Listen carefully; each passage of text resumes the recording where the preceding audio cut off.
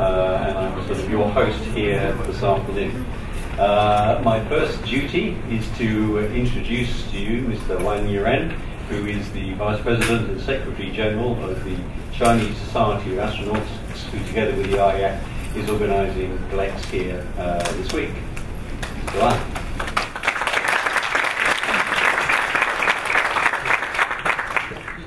Good afternoon, dear students, young professionals, and participants.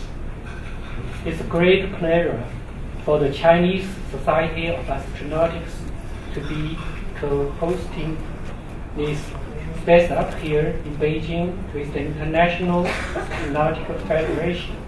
On behalf of Chinese Society of Astronautics, I warmly welcome you to this event.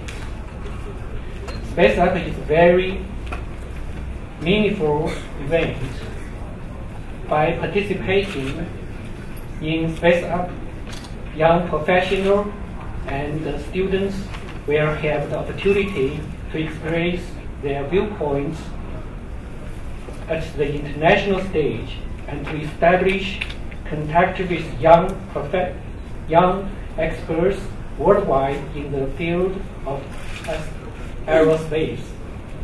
SpaceUp also provides good chance to young people to know and participate in the activities organized by international organizations and have access to more job opportunities. It's the first time that SpaceUp is held in Beijing, China. It also means a lot to us. I'm also much honored to see Mr. Chris Wilch, Ms. Pascal Aero-Brown, and many mutual experts here. Young people are full of a creative spirit and dreams. We have the responsibility and the obligation to build platforms for them to communication.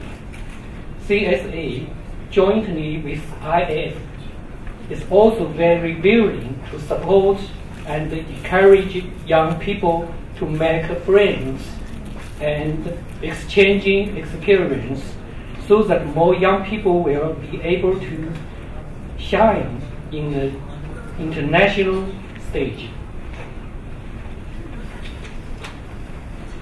I would like to take this opportunity to experience my appreciation to Beihang University, Beijing Institute of Technology, and the Cast Shenzhou Institute for their support on organizing this SpaceUp event. Please enjoy the speeches, discussion, and activities. I wish it will be the successful and fruitful SpaceUp. Thank you. Okay, me again. How many of you have been to a SpaceUp in the past? Just so I get an idea. Round about none. Okay? Oh, there's one at the back there. Okay, so still round about none on average. So I'm here to tell you how a SpaceUp works, because a SpaceUp is what's called an unconference. It's very different from the normal sort of scientific or technical conference that you might go to. Right, okay, so how's a SpaceUp? So first of all, what is a SpaceUp? First of all, it's dynamic and it's interactive. The purpose is to exchange lots of ideas quickly, okay? Through presentations, but also through discussion and networking. So you'll hear a lot of ideas today, and then afterwards we have a reception, okay, where you can have some food and something to drink, and then you can continue your discussions there. So if somebody says something interesting, okay, and you want to follow up, grab them then, talk to them. Okay, that's the purpose of a SpaceUp. We, the organisers, don't decide what is going to be talked about. Okay, we provide a structure, the grid, which I will tell you more about in a minute, and then you collectively decide what you're going to talk about. So, you know, it's down to you. If you decide there is nothing to talk, then we have a quiet afternoon. If lots of you have things to talk about, then we have an interesting afternoon. The first SpaceUp was in 2010, and since then there have been 60 all over the world. And as Mr. Wang said, this is the very first SpaceUp in China. And I should tell you that it is being live streamed.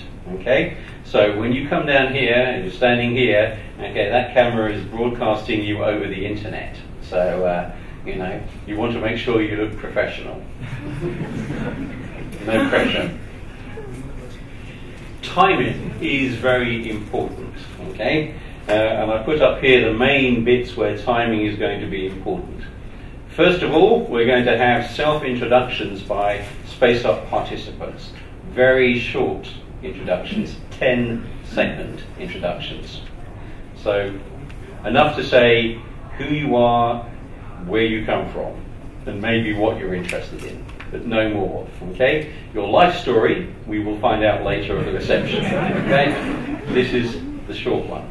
And then we have the talks themselves, okay, and you can see there's two sorts of talks. There's 5 minutes and there's 10 minutes. Now I know some of you thought it was going to be 15. This was adjusted to give more people the opportunity to talk, and we will be very strict about this 5 and 10 minutes, okay? You will not control the laptop, okay, so if you go over 5 minutes, you will be cut off by our brave laptop operator here. Okay, so do not think you can talk and talk and talk. We will chop you. Okay. Yes. Yeah, I'm hoping by then we'll have that sorted. So, self-introductions. I said this, okay, but I will repeat it, a 10-second introduction. So, for instance, in my case, my name is Chris. I'm a professor of space engineering at the International Space University in France. That's kind of what we want for the self-introduction. We want them to go quickly, you know, when we start those. The participant talks are short, okay, 5-minute talks, 10-minute talks. There is no extra time for questions. So if you want people to ask you questions, you need to stop after 4 minutes for 1 minute of question, or the questions will happen later. You can't have 5 minutes and questions, okay? It's 5 minutes or 10 minutes. The grid is the important thing. This is not the grid we have here today. This is the grid that we had at ISU back in March when we had a 2-day SpaceUp. Okay, SpaceUps can be different lengths. They can have different numbers of rooms. In this one we had a 2-day SpaceUp. We had 3 rooms, so sometimes things were in parallel. But you see here is the grid, and you can see there are some things on it already. These are the sort of fixed things like coffee breaks and how to space up and things like that. But you can see that there are lots of empty spaces there as well. Okay, all those are spaces that had to be filled by the people coming to SpaceUp ISU. They all had little sticky pads, little sticky bits of paper. They all had pens. So that's the other ingredient, as well as the people. You need sticky pads and pens. And then this is what happened. Okay, you can see people busy putting things up there, filling in the grid. That's the way a SpaceUp happens. Okay, the grid gets filled, and then the SpaceUp happens. Now, some of you have got ahead of this already. The grid back there has already been partially filled up, not completely though. So there's still time. So that's what the grid at ISU looked like at the end of the first day. So you can see the whole first day has been populated by talks from different people about different things. So the grid here today is a little simpler. This is what it looked like at about 12 o'clock today. Okay, you can see the first set of things and the final, and then just lots and lots and lots of boxes. Okay, and there's the sticky pads and the pens. Now, since some of you got here, you've filled up some of the slots, but I would encourage other people. There are still slots, so you don't have to have slides. You just have to be able to stand here and talk, okay, about something interesting. So if you have an idea, even if it's a crazy idea, you might want to talk about it. So this is your big opportunity. It's an informal, unusual sort of day. It's the sort of day where you can take a few more risks if you're feeling like that. So, are there any questions at this point? Does anybody have any questions? No? Oh, yes, there's a question there. Oh, thanks for the nice presentation. But I'll ask, you've been saying something about the speech and the talk. Does it have to be specifically related to some technological stuff or some? Doesn't have to be technology at all. Space, it's a SpaceUp, so it has to be related to space. Beyond that, a lot of them are technology related, but there's one on policy that I saw there. There's another one about the Space Generation Advisory Council, which is not technology. As long as it's connected to space, we don't mind. Do you mind repeating, defining the space thing? Is it space or in space? Aerospace? Astronomy stuff? Aerospace, astronomy, policy, economics, law, management, business, poetry, art, human space flight, as long as it's connected. Because I come from ISU, okay, who I should say are the sponsors, so enjoy the coffee, courtesy of us. We are interdisciplinary, okay, so we are the International Space University, and we cover all of those things. So anything to do with space, okay. At the last SpaceUp in ISU, I gave a presentation on my 10 favourite space films. That was what I talked about. Because I thought they were interesting films that people might not have seen. So it can be anything, as long as it's to do with space. That's the only thing. It has to be to do with space. Aerospace, as long as it's, more space than aero. I suppose if it was to do with propulsion of space vehicles to go into space, that might be interesting. If it was to do with, I don't know, what's the best airline food? Not so interesting. If it's space food, that's fine.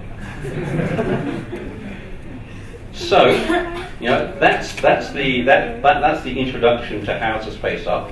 We now have a break, okay, where this is your opportunity to grab a cup of the wonderful coffee, okay, to grab a little sticky pad and to fill out the rest of the grid.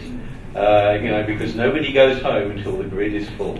Okay, we don't go to the reception until the grid is full. So grid has to be full. Everybody has to talk. And then we get the reception. Okay, thank you. Drink coffee and fill the grid. Talking to all the people out there who are watching the live stream. You're talking to the people on the internet as well as the people here.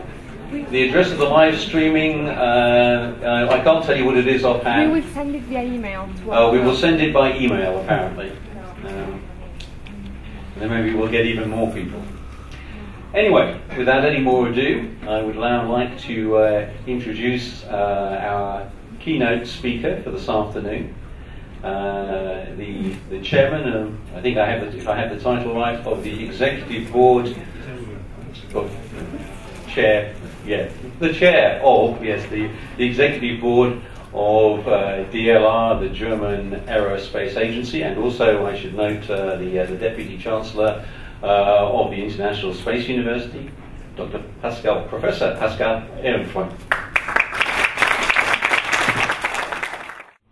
Thank you very much and welcome, dear attendees and also delegates which are in the room. It's great to be in Beijing, in China. I just arrived, probably some of you as well.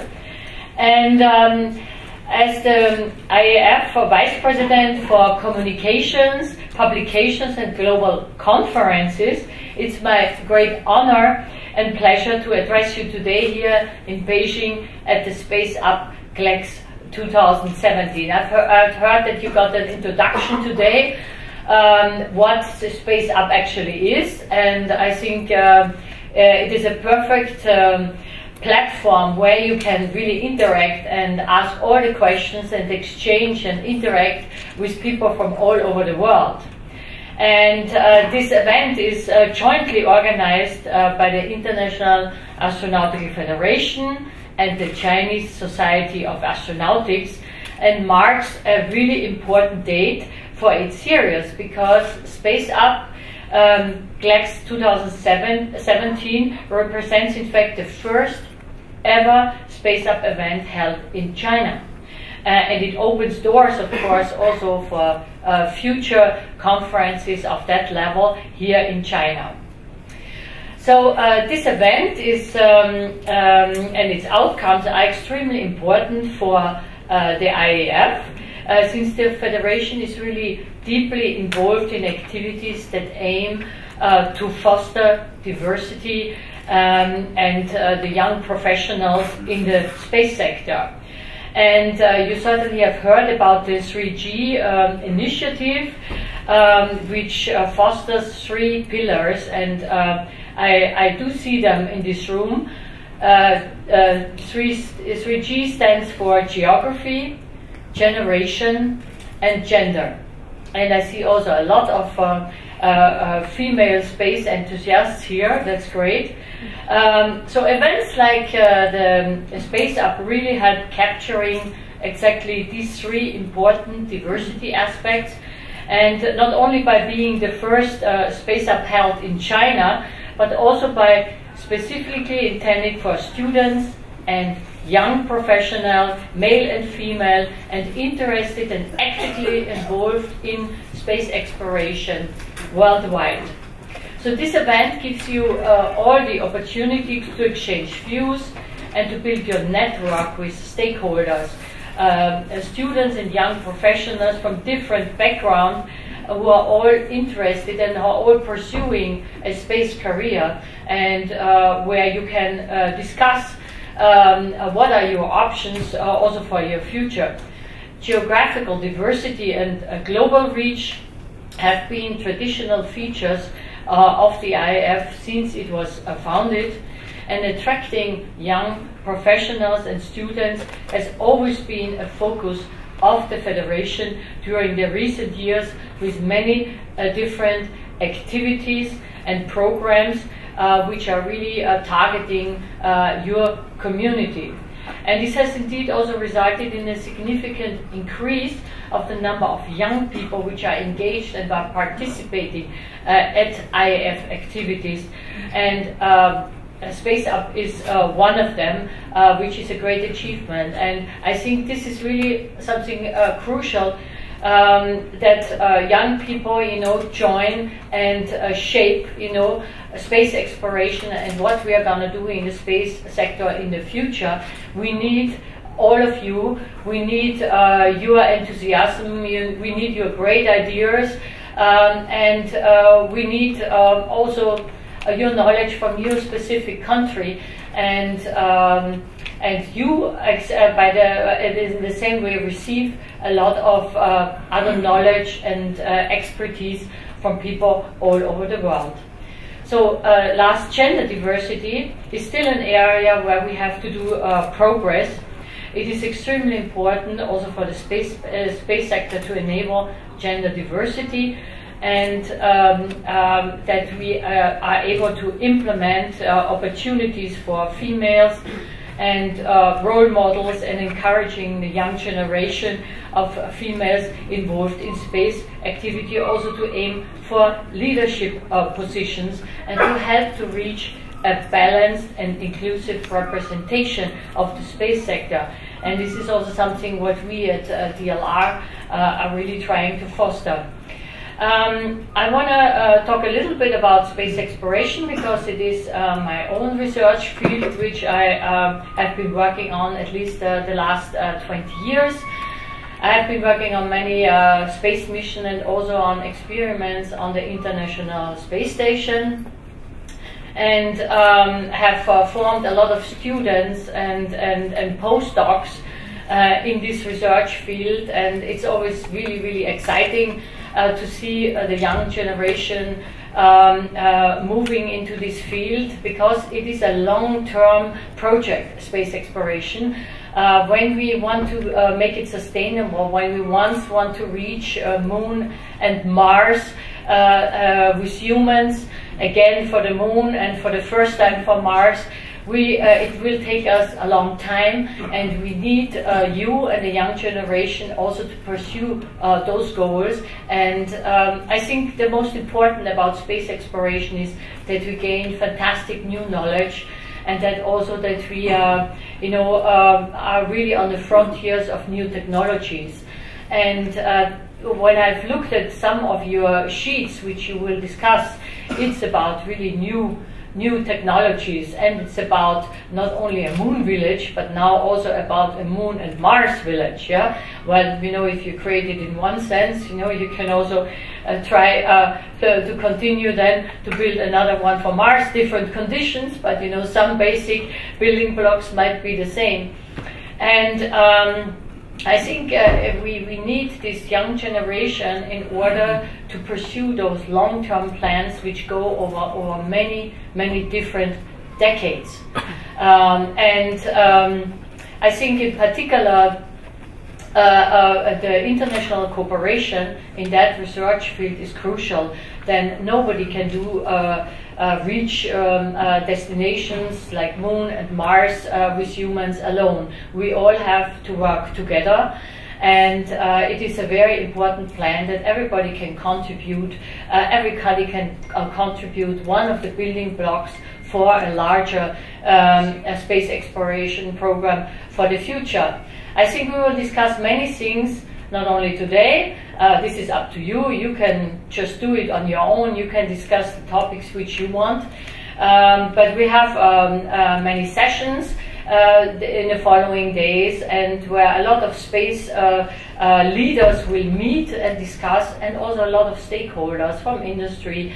And that's always a very important venue when stakeholders meet and try, to adopt a common vision for the future of space exploration. And that it is actually in China is fantastic, because China has started a really, really exciting space exploration program, and is really making important steps.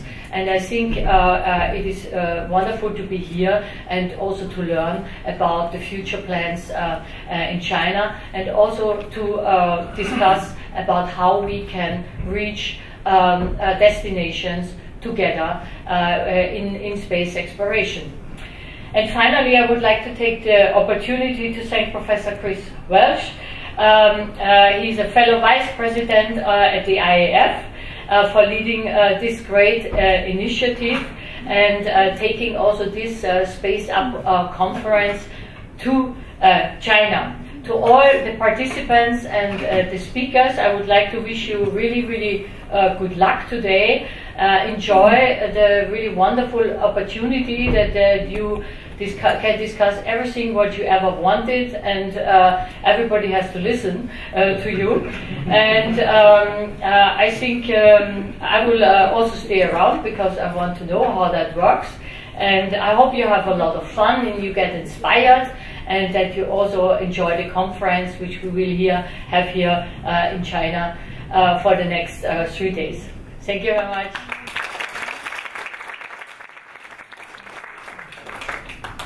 Thank you. Now, I'm just going to experiment. I haven't tried this before. See if do these microphones work? Let me see if I press that. I have to.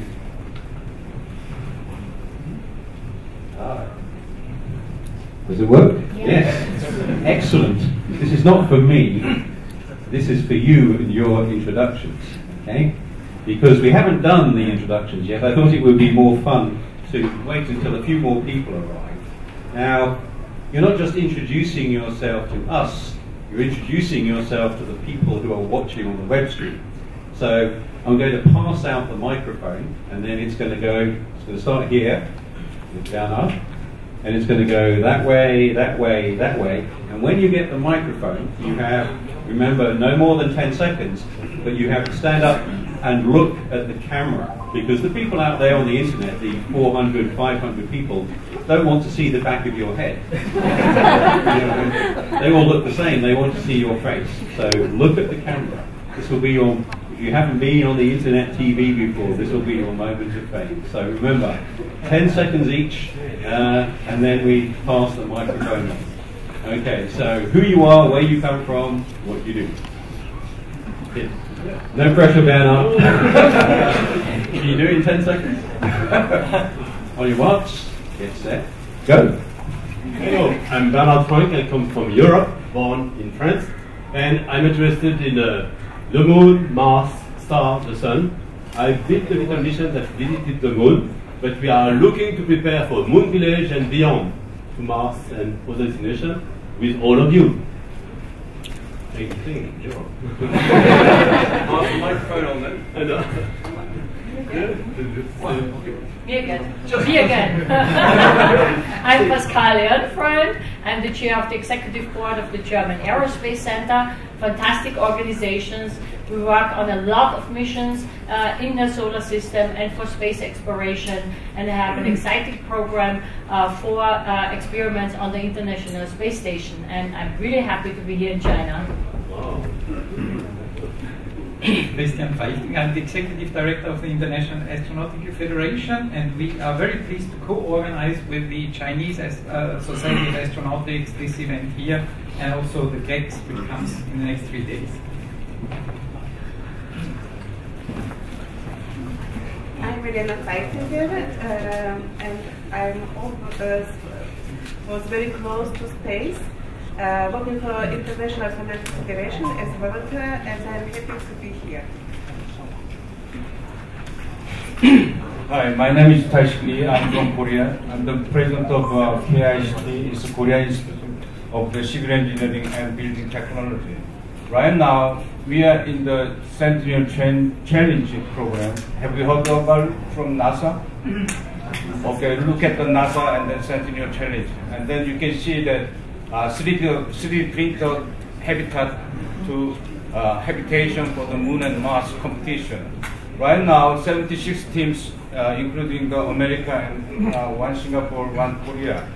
And second stage, we are the 19 teams. This stage is only 7 teams. International team is one is Korea, one is Singapore. But you will get the house on the Moon and Mars with a 3D printer very soon. Thank you. Hello, my name is Nicolas Peter from DLR, the German Aerospace Center, where I work in the department and I lead the Department of International Affairs. And it's important for us, for the DLR to be here today to establish bridges for today, but also for the future for space exploration. Yeah, hello, I'm Sebastian. I'm working also at DLR for the International Relations Department, and I also had the pleasure to organize a SpaceUp 2 years in Cologne. And I think, I just want to tell you, take the chance to express your ideas. It's worth it, and enjoy the day. My name is Owen Yan. I am an ordinary space worker majoring remote sensing camera from CAST. Thank you. Hello everyone, my name is Wang Weizhang. I'm from Beijing Institute for Space and Electricity. I'm interested in high resolution camera development and star sensor. Thank you. Hi, this is Hugh Shen, working for KICT, Korean Institute of Civil Engineering and Building Technology, which is from in Korea. And I'm the head of Extreme Construction Research Center in KICT. I'm very happy to have you here. Hello everyone, my name is Auto Yurwatu Singh. I work with African Regional Center for Space Science and Technology. Presently, I'm a space law student at Beiyang University. My interest is on space rhetoric, and this is my first time of being in this type of world, and I'm happy to be here. Thank you. Hi, my name is Abdulalim Shekhar. I'm from Bangladesh, and I'm working in Bangladesh Surveying and Mapping Agency. And currently I'm doing a PhD in Beiyang University. And my research interest is GNSS precise point positioning and gravimetric geoid model generation by using the space technology. Thank you very much. Good afternoon, everybody. My name is Pedro Nogueira. I'm from Brazil. I'm doing my master in Beijing University. focus on microsatellite design in electrical power systems.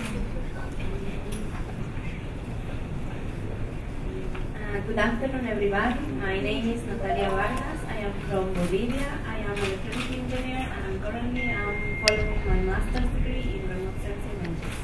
Thank you. Good afternoon, everybody. I'm Paola Marañón. I come from Bolivia. Currently, I do my master in space law in Telecommunication University, and I'm in telecommunications engineering.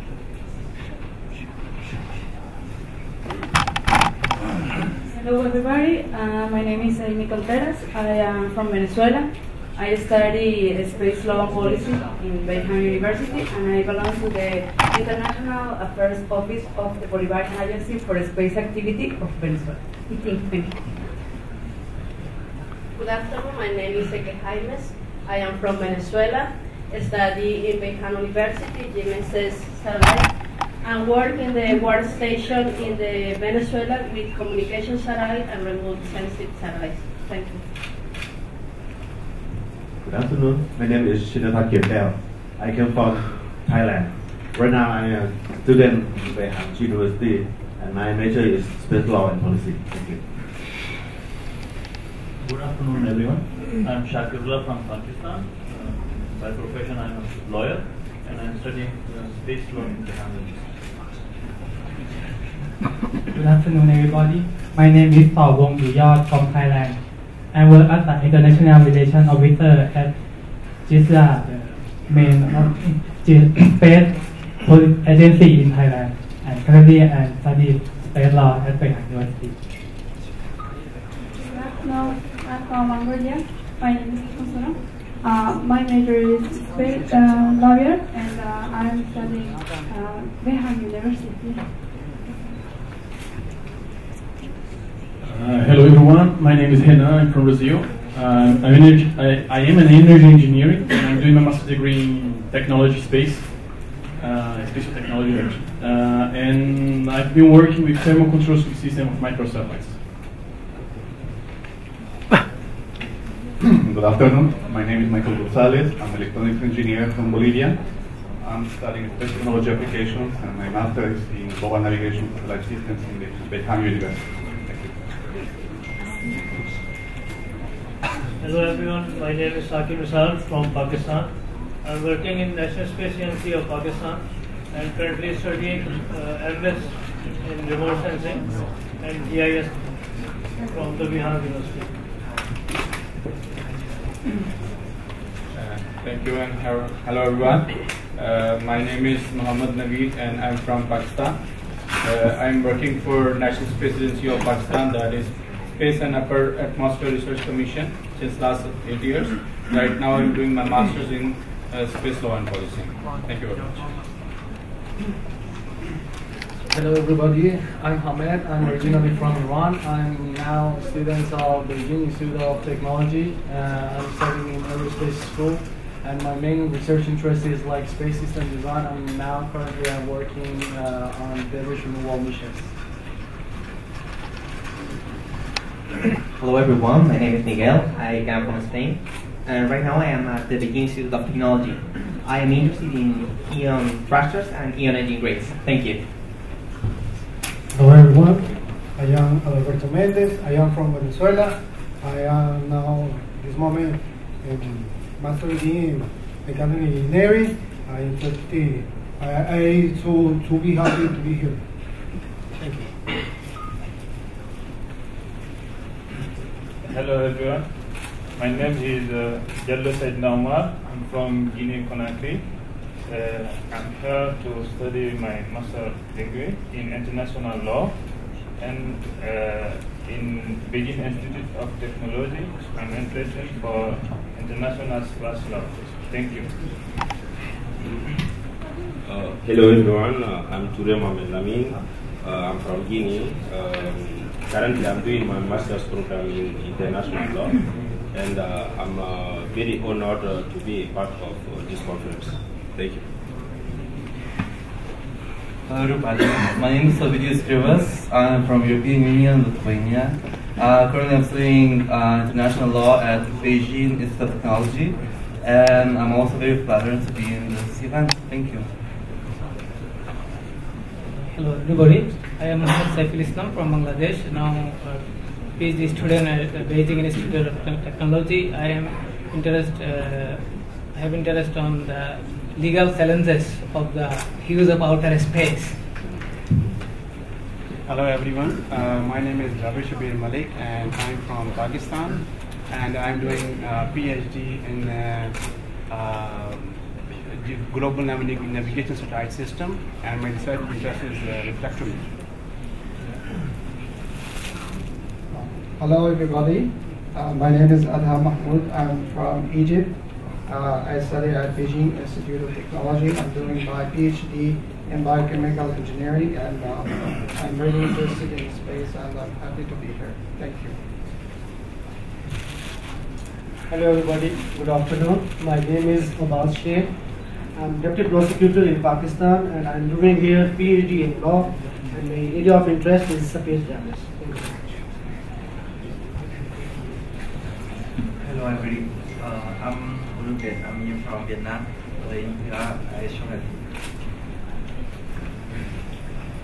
Good afternoon, everybody. My name is Yu Fei, and I'm an engineer from Beijing Institute of Satellite Environment Engineering.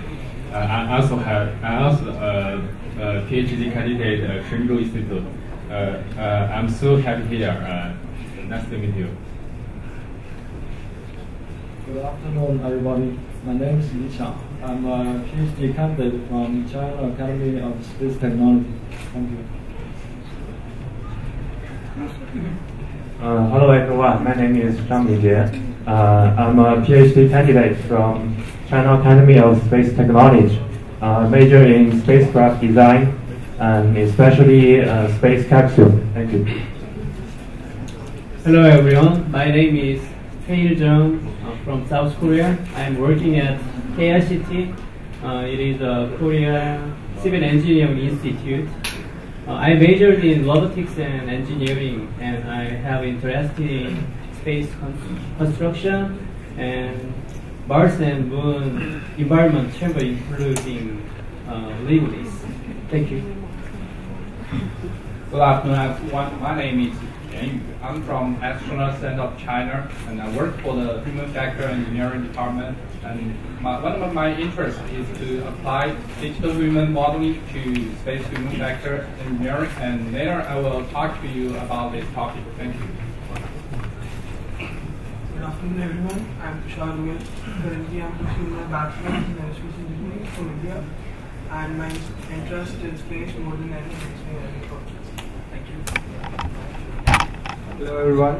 I'm Anmol Mittal. I'm an aerospace engineer. I come from Nepal. I'm here to explore opportunities in space exploration. Thank you. Hi, good afternoon. My name is Rob Chambers. I work for Lockheed Martin in the United States on the Orion program and our deep space habitats. And like most of you, I wasn't alive for the moon landing, so I want us to land on Mars. Good afternoon. I'm Candice Ngasanti from Rwanda. I'm doing international law masters in the Institute of Technology, so I'm happy to be here. Hello everyone, good afternoon. My name is Tolaimanut Yamane. I'm from Eritrea. My research studies in Internet of Things, wireless sensor network, and unmanned aerial vehicle. Currently, I'm studying in Beijing Institute of Technology in the Department of Computer Science, and I'm happy to be here to explore different opportunities regarding SpaceUp. Thank you. Hello everyone, my name is Jose Francis. I'm Tanzania, studying at BIT, Masters of Computer Science. I'm majoring in artificial intelligence, machine learning, and network security, and I'm looking forward to explore a lot of stuff. So, SpaceUp. Cheers. Good afternoon. I'm Amina Wadah, originally from Algeria. And I belong to Beijing Institute of Technology, PhD student, Department of Chemical Engineering. My research area is fuel cell devices. Hello and good afternoon, everybody. I'm Fatima from Morocco, from Beijing Institute of Technology. I'm doing PhD in energy and environmental economics. My research field is renewable energy and electricity production. I'm currently working in Center for Energy and Environmental Policy. Glad to be here. Thanks.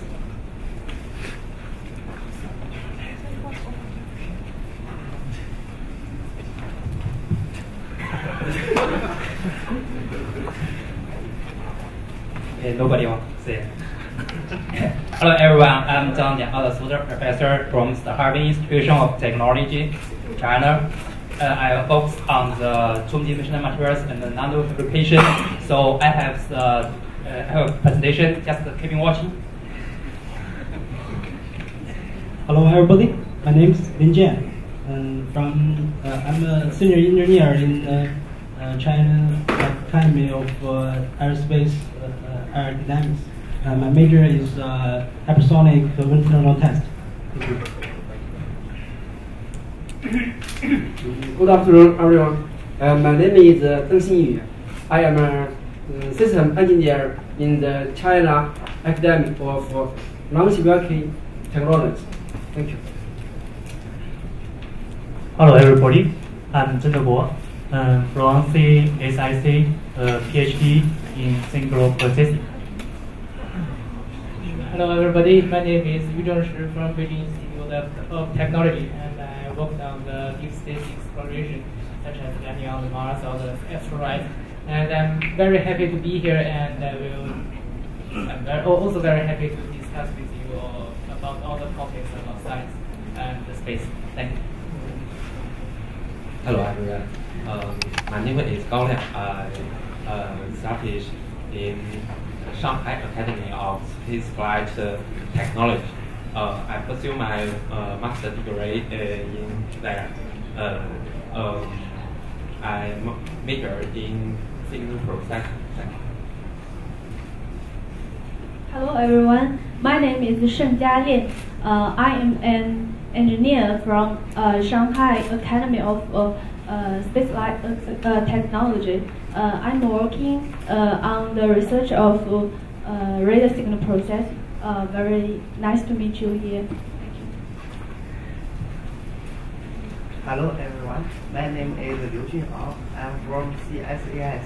My major work is radar system and guidance and signal process. I'm glad to be here. Thank you.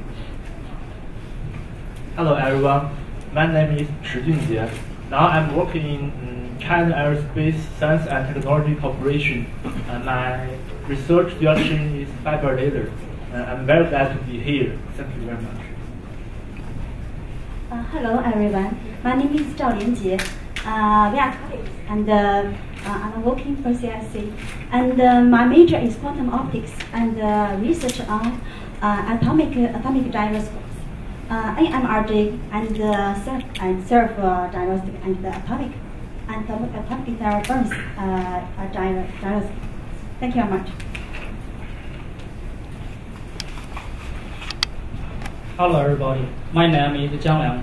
I'm an engineer from China Academy of Aerospace Electronic Technology. I'm happy to be here. Enjoy the day.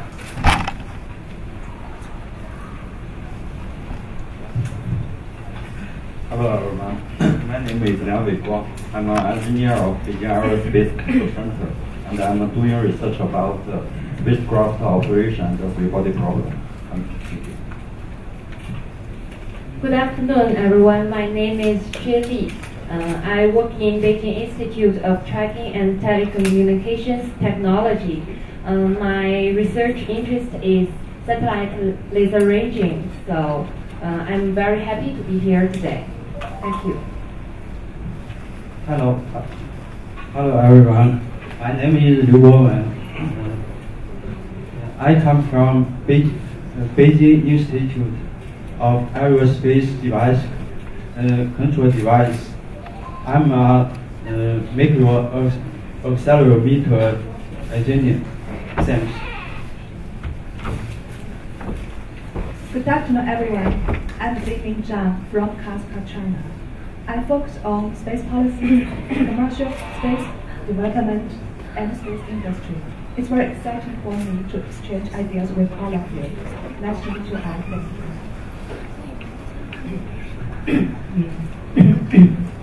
Hi everyone, my name is Liu Chanjun and I'm from China Academy of Aerospace Aircraft my research area is the stunning aircraft design. Very nice to meet you. Hello everyone, my name is Gordon. I'm a student from China Academy of Aerospace Aerodynamics. And my major is light simulation. Thank you very much. Hello everyone, my name is Chen Jin from China. I'm a master's degree in CAA and my major is fluid dynamics. And I'm very glad to attend the conference and share my view about space technology. Thank you. Hello everyone, my name is Wang Jianxing from CAA. I'm very happy to be here. Thank you. Hello everyone, I'm also from CAA. My name is Gao Junjie. My major is the thermal protection. I'm very happy to be here today. Thank you. Good afternoon, everybody who spoke here and on the internet. My name is Mikhail Kulapin, and I'm a lead space engineer in the design department on special rocket and space systems at Readiness Design Office. We are a research and development company founded a little bit more than 60 years ago. We're located in the Dnipro city, is the central part of Ukraine. Our main fields of expertise are development of ground complexes, launch vehicles, spacecraft, rocket components, and besides that, including such global directions as lunar base development and space debris mitigation and remediation. Hey guys, I'm Zihua Zhu. I came from Australia. Currently, I'm the regional coordinator for Asia Pacific at Space Generation Advisory Council. Later, you will hear me talking about how we promote future space collaboration among the next generation. Thank you. Good afternoon, everybody. I'm Chen Yan. I'm working for the Chinese Society of Astronautics. And also, I'm the local organizer of the GLEX 2017. And welcome to China. Thank you.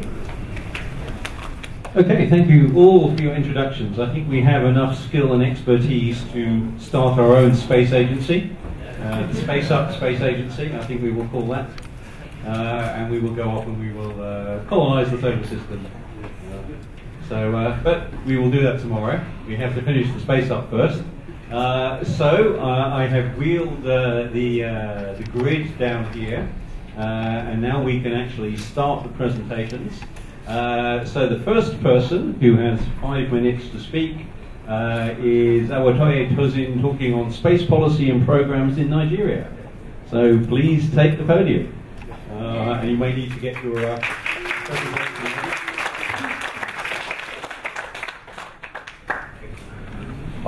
Good afternoon, everybody. My name is Awatoye Tozin, and I'm a master candidate of Space Law and Policy at Regional Center for Space Science and Technology Education, Beijing University, Beijing.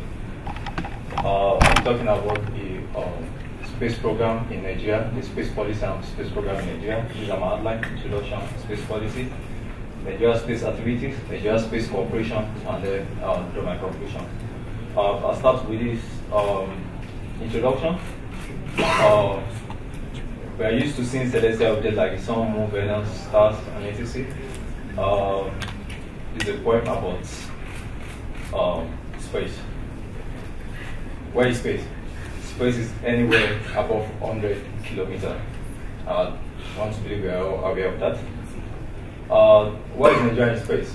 This is why Nigeria is in space. We are in space for crop improvement, for sustainable forestry, for healthcare delivery, disaster management, and also this is the reason why we're in space. Nigeria is the most populous black country on the planet. Nigeria has a population of almost 180 million people, with about 250 different indigenous ethnic groups within it. The country occupies a land mass of 923,60 square kilometers. The primary objective of Nigeria's space program, as stated in Space Policy 2001, is the actualization of indigenous competence in development of space technology as a tool for improvement of the quality of life of the Nigerian people. That's the reason why we have a space policy.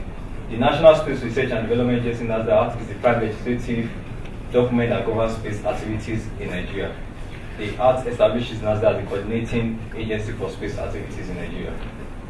This is the building of the agency. It was established in 1999, like 18 years ago. We have so many centers all around Nigeria for the purpose.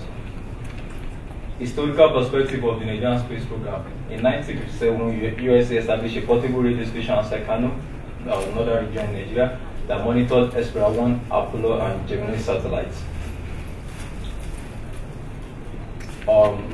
It's also on record that the first satellite telephone was made between President Kennedy and the then Prime Minister of Nigeria, Tafawa Balewa. There's no nation that can call itself developed in the 21st century that does not have indigenous critical mass of trained space scientists and engineers who contribute actively to the solution of the nation's problem. These are the satellites that we've launched into space over the years. And this is the roadmap. This is our roadmap. This is what we want to do in the next 25 years. I'll talk about the collaboration with different countries. We collaborated with so many countries in Africa, and Nigeria, through the launch of Nigeria's 2 satellites, is the only country that has made the operation, and it has continued to image the African continent and share such images with African countries. Just this weekend, June 3rd, 2017, a university in Nigeria launched the first university satellite launch. But one satellite comprised 5 CubeSats belonging to Japan, Ghana, Mongolia, Nigeria, and Bangladesh into space from Kennedy Space Center in Florida, USA. The Nigeria CubeSat code named Nigeria GSAT-1 is designed, built, and owned by a university in Nigeria in collaboration with National Space Research and Development Agency, NASDAQ, Abuja. The major objectives of Nigeria GSAT-1 are for the purpose of capacity building, environmental management, and sustainable social economic development of the nation.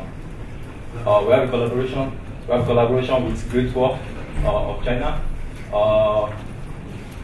This is a satellite launched by China for Nigeria. We have collaboration with the United Kingdom. We have a collaboration also with United Nations for Outer Space Affairs. Yeah, we've been able to train so many participants from all these countries in Africa, like 349 participants so far trained. Because of time, I'll come to my conclusion. It is a major challenge for a single nation to develop space technology throughout the development phases. The space program in Nigeria has been growing slowly but steadily in recent years. The future looks promising for the space programs of Nigeria. International cooperation and collaboration remains a viable option for developing nations to leapfrog into spacefaring nations. Thank you. Thank you. Many congratulations for being exactly 5 minutes. First speaker answer. Over to you when you're ready. Hello everyone, my name is Sakir Nisar. I'm from Pakistan, and here I'm going to present a GS customized application that is made for the store inventory and relief distribution system using QR codes.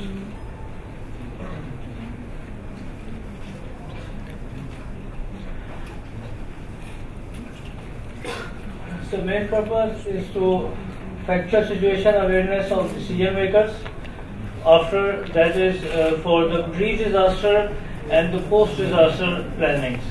So we made this application to control the disaster situations for the plannings. Factual situation awareness of decision makers, transparency and confidence building of donors, overcome public and media pressures, and near real-time relief distribution monitoring. The objective and the overview is to create a digital inventory of store using the QR codes. That codes can be printed on the items with their types and quantities. Donation and donor information, that if you have some donation, from where it is coming from. Relief goods transactions, vehicle and destination info, location and distribution, time, items, details, and effective infos, and store balance and reports. These are all the functions that we can get from this application. And this is a system overview of our application that is having an Android client that is connected with a central server that is having database, and the communication is doing over the 3G networks, and also the GPS technologies are using there to get the exact location of your point. This is the main login of the system, and these are the three main menus, or three main menus that you can use. The first one is the place order, the second is the reports, and the third is the tracking. Place order is using when you want to demand anything to the disaster management authority, you will use that menu to place the order.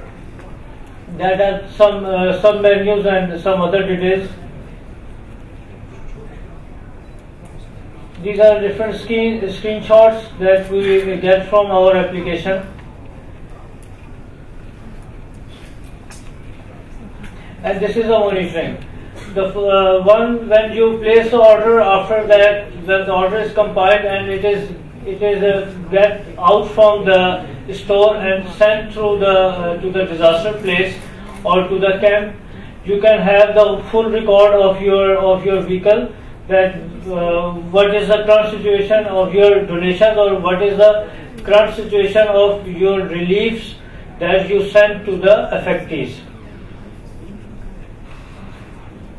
This is also another screen to show the detailed records, that what have been sent and to which area the things we sent it. And after the distribution process, we also have the reporting module to know that what is the current status of your store, or how many things you distributed, or in which area you distribute what sort of things. Like this is a complete control of the reporting, and having a lot of options, and you can select multiple values and options. These are some snapshots of the reports. 1 minute. And these are and the next one is these snapshots are from the Android application that we made for the distribution in the feed. When you send the items in the feed for the distribution, how you make them, how you distribute them, this is for that. And these are the advantages, that inventory management and quick analysis for pre and post disasters, what and where relief is being distributed, real-time tracking, record of affectees and relief distributions, and to get the actual status. And the transparency is the biggest goal of this application, that how more transparent system we have to relieve the goods to the affectees. Thank you. Thank you very much. The other one, 5 minutes. Congratulations. Thank you very much. And the next person up then is, I can't read the second name, Jabir Shabin, maybe small satellite technology for GNSSR.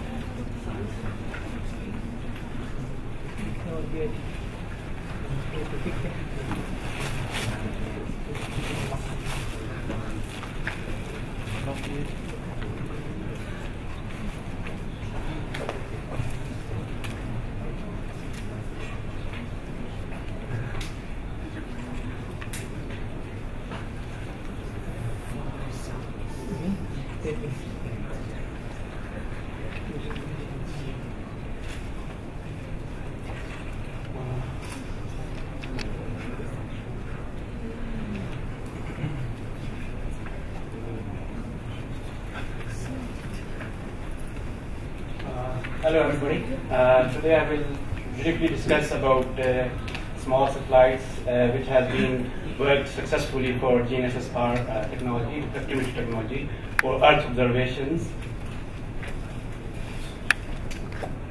As we all know that small satellites have low mass, 500 or less, and different classifications are used to categorize them based on their mass. There are certain advantages for small satellites. We have considerations for low data, rate communications, gathering of scientific data, and university research related projects.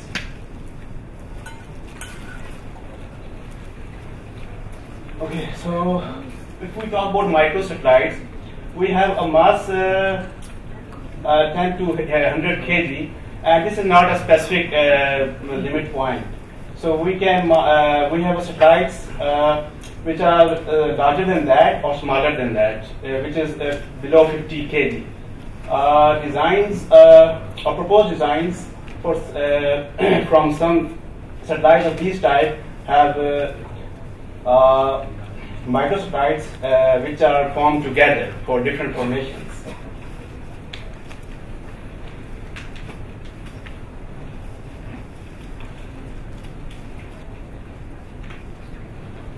Okay, so this one was the first microsatellites which was launched in 2003 for GNSS spectrometry. So we have antennas there, and we have Earth imaging device, so which sense for different Earth surface characteristics. This was basically a joint contribution from different countries, from Algeria, China, Nigeria, Turkey, Spain, and of course United Kingdom.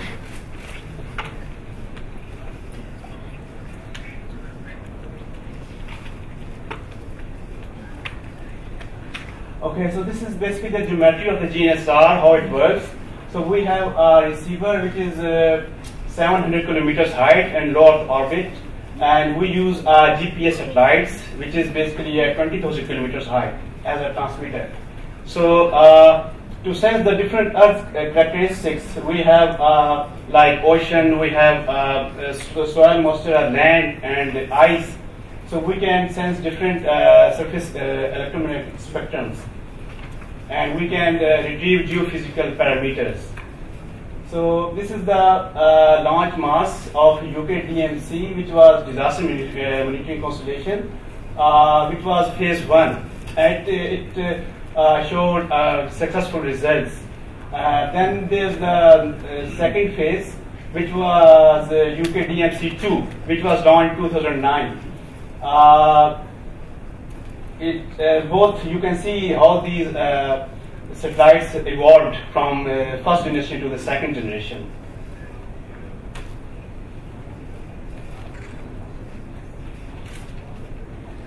And the main purpose was to monitoring burnt area mapping, precision agriculture, and flood mapping of the phase next generation UK-DMC2 satellites.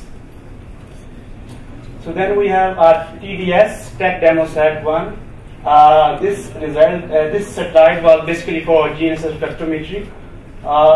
It is basically a microsatellite and has a mass of 160 kg. This is the payload, basically SGR-RESI, which is stand for Space GNSS Receiver for Remote Sensing Instrument. This is the parameters of TDS. And the follow-on mission of TDS was basically from NASA, which is Cyclone Global Navigation Satellite System.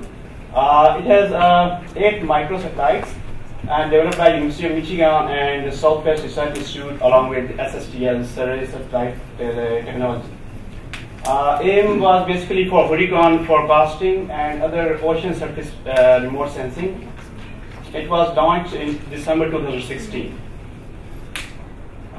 This is the basically geometry, how it works, GNSS-R, and then different payloads and parameters of CY GNSS.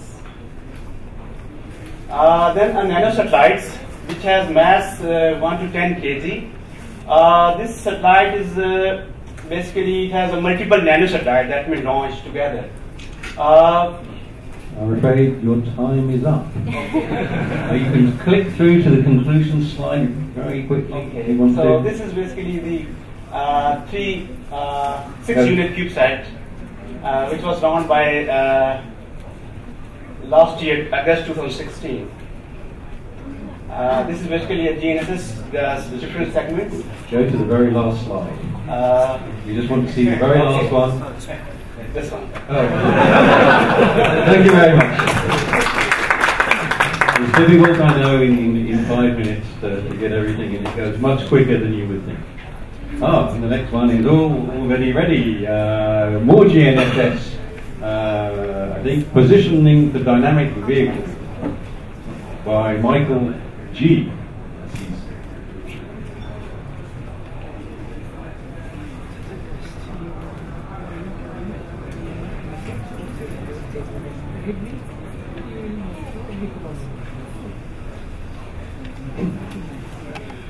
Good afternoon. So, my name is Manuel Gonzalez. My bachelor was in Bolivia, South America. Okay, GNSS. GNSS is basically a constellation of satellites, which are 4 so far. We have the European, we have the North American GPS, we have the Beidou Chinese, and the Russian.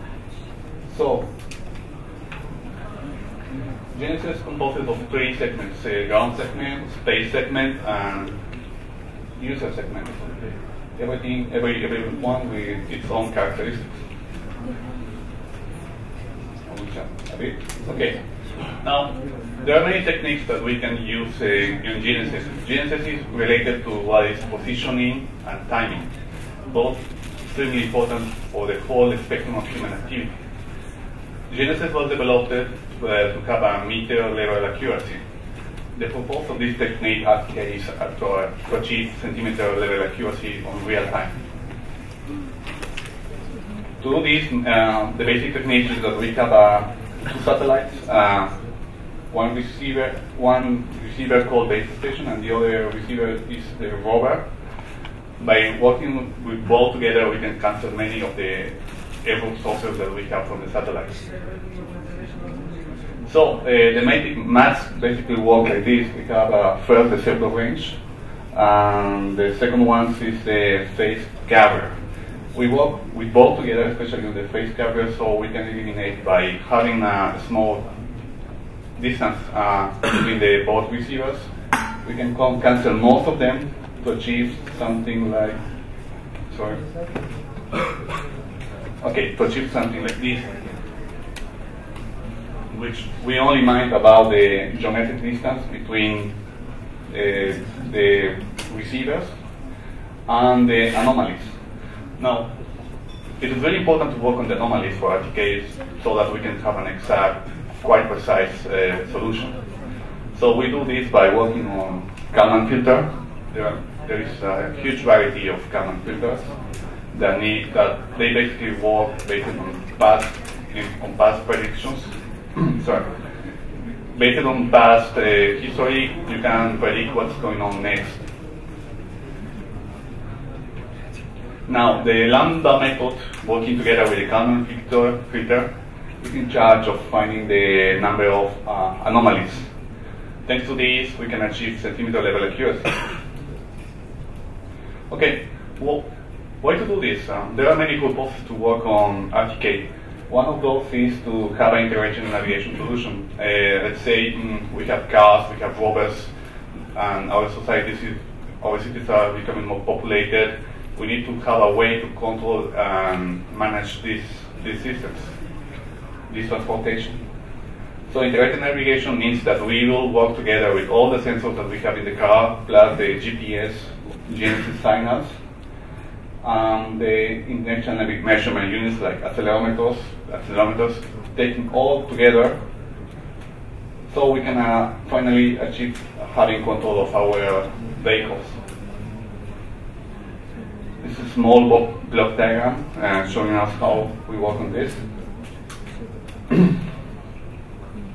So some small examples of what's been done with RTK and managed aerial vehicles. We can do actually mapping of an area. Let's say the rover has to start at some point, the door. We set up a sequence of points which the rover has to follow up, and you can have a quite precise solution in the level of 4 centimeters, 3 centimeters of the field. With RTK positioning, we can actually do mapping of cities, working together with remote sensing. So it provides many opportunities for development for our society. Conclusion: GNSS infrastructure is evolving to provide integral signal positioning for vehicles with high dynamics. Due to the increasing amount of information from sensors and the development of data processing from computers, integrated navigation and improvement of techniques is the path to follow in future developments. We all encourage to suggest the immediate development areas in ground-based augmentation stations, GNSS monitoring stations, and RTK networks and infrastructure. Thank you. Thank you very much. Confess I'm interested in those. My PhD was in electric propulsion. So, Miguel Lopez San Gregorio, come and tell us about ion engine grids. And there we Hello everyone. I'm going to devote the next 5 minutes to try to convince you that ion engine grids are as cool as I believe they are.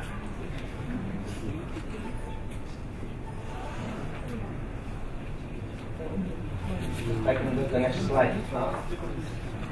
Thank you. Well, ion engine grids are one of the key components of ion thrusters, and are basically the component that define the geometry of the ion engine grid.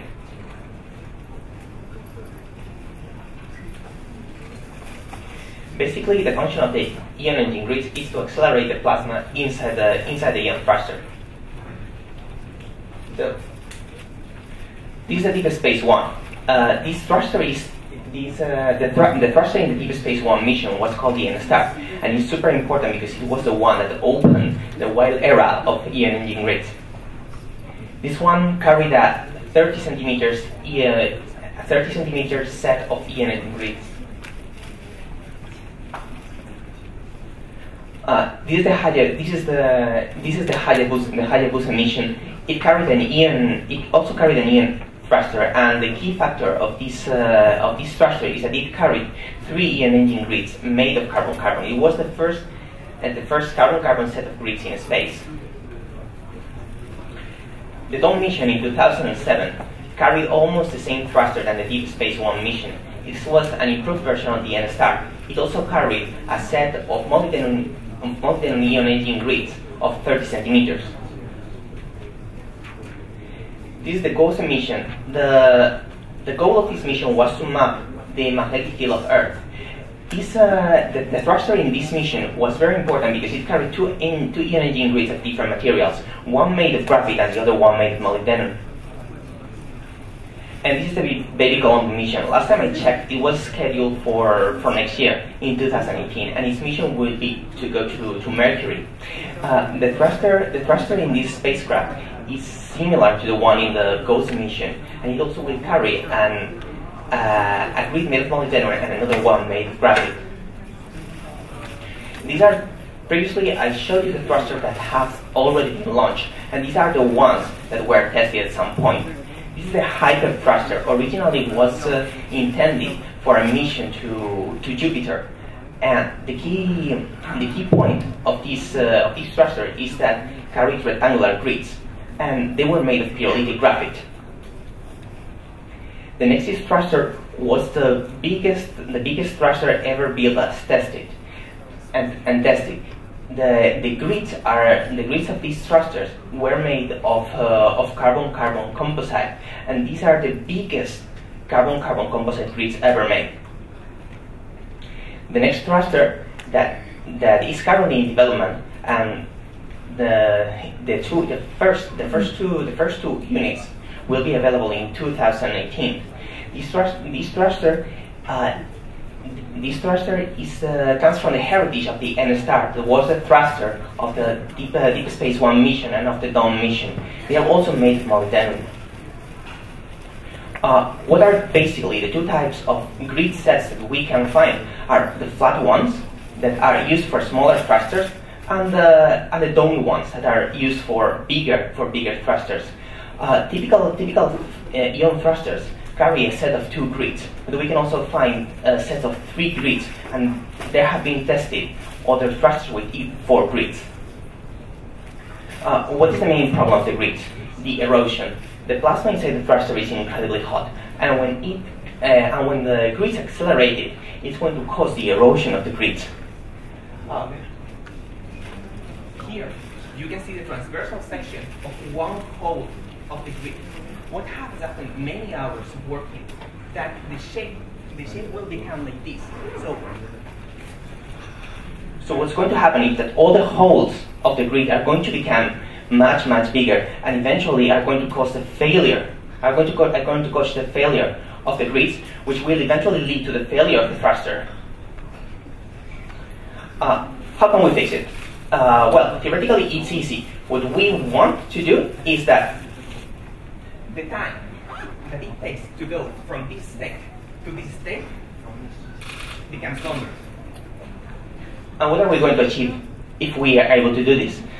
The grids will be able to survive for a longer time, and in this way we will be able to go much farther. The ion thruster is one of the most suitable options for deep space missions. So if we can achieve better grids, we will... up, I'm afraid. Okay. You just go through to your conclusion slide. Don't forget the grids. I apologize, but I don't have slides for this presentation, but I will take this opportunity to share a little bit regarding the space activities in my country. Also, I apologize, the English is not my native tongue. I hope you're understanding. Well, the first is Venezuela. What is Venezuela? Venezuela is located in South America, in the north part of South America. We are a tropical country. We are located near of the Ecuador line. For that reason, we are an amazing country, very beautiful. Well, regarding the space activities, we started our space activities since 1999, when we established the Constitution of the Republic of Venezuela. In this Constitution, we include one article regarding the space activities and the right of the Republic to access to outer space. This article is the 11th article in our Constitution, of course, according to the international legal framework. Since this moment, the Republic has the legal base to establish and to begin the space program. So far, we have 2 satellites in orbit. The first one is a telecommunication satellite. The name is BeneSat-1, or also called the Simón Bolívar satellite. This satellite was launched from China, this place, yes, in 2008. The second program is a remote sensing program. The satellite is BRSS-1 satellite, also launched from China, but this opportunity in 2012. Okay. Currently, we have a third program. Right now, we are under manufacturing of our second remote sensing satellite. This satellite will be provide or continue the function of the BRSS-1 satellite. Okay, until now, this is our space program. We have a space agency. The space agency is the institution in charge of all space activities in our country. We established this agency in 2018. It's very close from to the launching of the first satellite. Actually, we have cooperation. Our main partner is China. For that reason, all our space programs are developed with the Popular Republic of China. And we are planning to begin and to continue this collaboration and this international cooperation with this main partner. Also, we have cooperation with other actors in bilateral and multilateral stage. In multilateral, we are part of the regional center for the United Nations. Here in Asia, we are part of the COPUS and other main, the International Astronautics Federation also. and other important institutions. Also, we have a lot of cooperation with with bilateral cooperation with other countries like Bolivia, like Brazil, like Argentina, French, India, and many other countries that we considered main partners in these adventures. Well, I think I have at least time, 1 minute, yes. I would like to take this minute to speak a little bit about the intention of the purpose to the Venezuela to begin the space activities. Okay, the main purpose of this career, to name this way, is because the Republic understands the important issues regarding the access to outer space, and to get and provide the benefit of the space activities and the space application to the population. We have access to the tele-education and telemedicine programs and other programs that provide many benefits to the people. And actually, we have other goals, and we are right now trying many Venezuelan professionals here in China in different topics to be part and to improve our skills regarding the operation, launching, and other kind of space fields. Thank you very much. Okay. So next up we have, I think it's Jia Zhang, controllable fabrication of components. Okay, I'm from the Harvard Institution of Technology. Okay, as presentation will give the 4 parts. And I was a social professor in the Harvard Institute of Technology. I'm the full faculty in the School of Mechatronics Engineering and another in laboratory. My research focuses on the micro and the nano fabrication, especially on the 2-dimensional materials. My research object is graphite. So, what is graphite? As we know, the graphite has hundreds and thousands of single carbon atoms. But in the last centuries, in 2004, 2 guys from the University of Manchester to use the spot tape to peel off the graphite many times and put it on a smooth surface. And then we can find the different thickness of the carbon atoms on the substrate. Also, we can isolate the one layer of the carbon atoms. This is called the graphite. And the 2 guys got the Nobel Prize for the physics in 2010. So, why is graphite? Because graphite has many amazing properties. It is the thinnest and the strongest materials in the world. And it has many high conductivity, especially in the electrical and the semiconductivity. So, use these properties, we can apply it. We can use these in many areas, such as all of these areas, especially in the semiconductors, energy harvest and transfer. Also the composite, especially for 12% in aerospace. So my project is just focused on the first.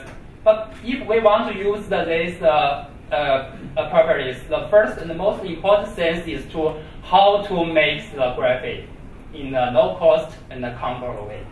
So my project is focused on these problems. As we can see, the different ways can get the different quantities or as the different cost. So we can find that the chemical vaporization has the trade-off between the cost and quality. So we just focus on the safety first. But before that, we can also find some of the methods, just like the chemical exploration.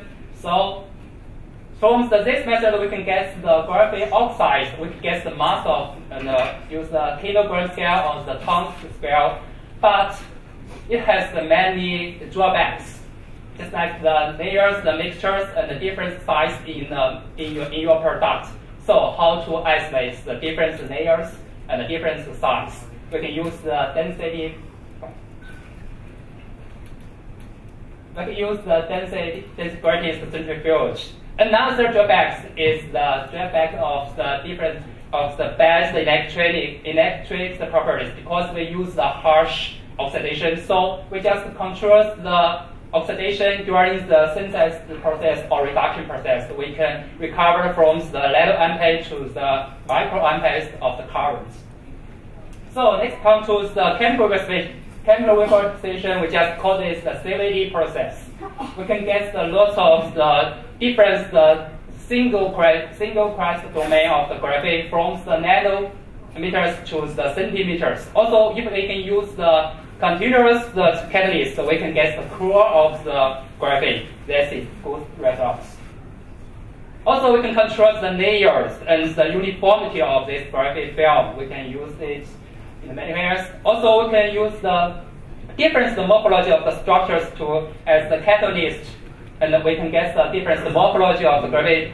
Okay, just graphite fibers and other solutions. Also, based on these results, we can fabricate the different functional graphite structure, just as like the patterns, mesh fibers, and the lots of the fibers. Okay, use this. We just give the one example about the graphite used in the aerospace. We can use this as the infrared transparent film.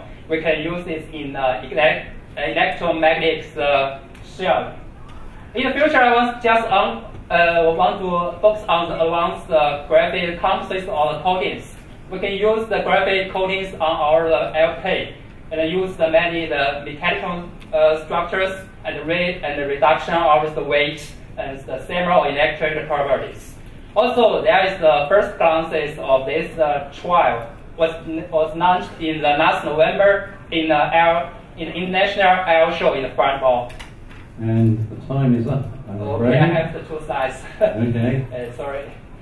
The second part, I want to use the graphite in a high-performance structural materials. Since it has the silent mechanical properties, we can use it in many areas. We can fabricate the shapes, fibers, and the three-dimensional structures. We can use all of these structures in the structures materials. This is what I will send to the funding portion and my collaboration and my friends. Thanks. Hand over to someone else for a few minutes while I'm away. Anyway, you can.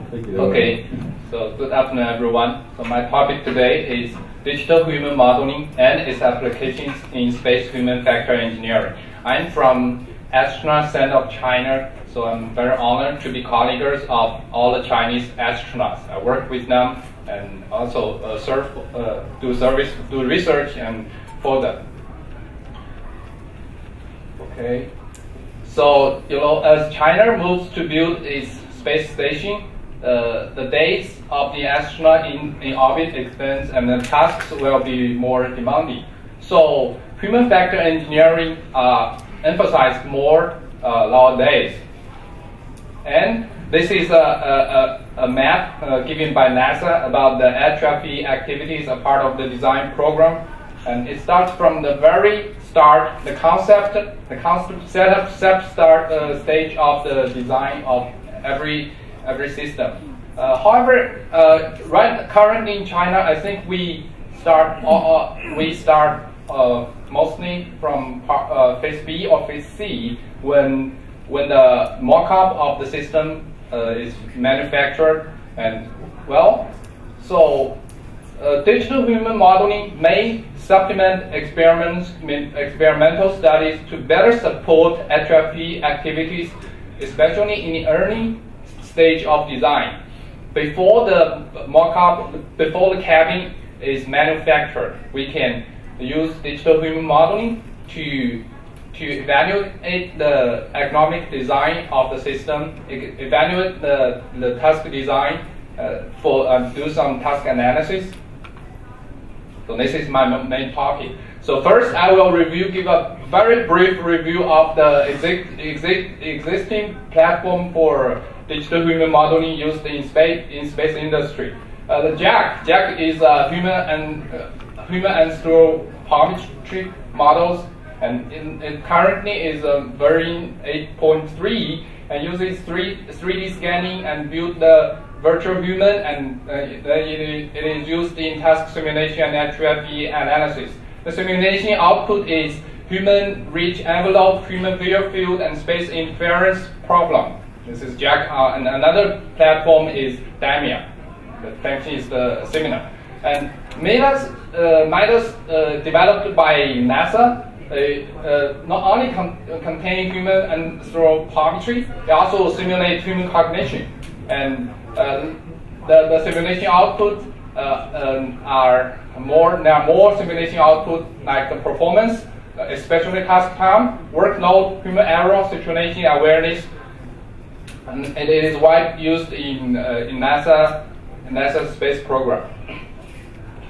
OpenScene is a open source software for the simulation of human biomechanics.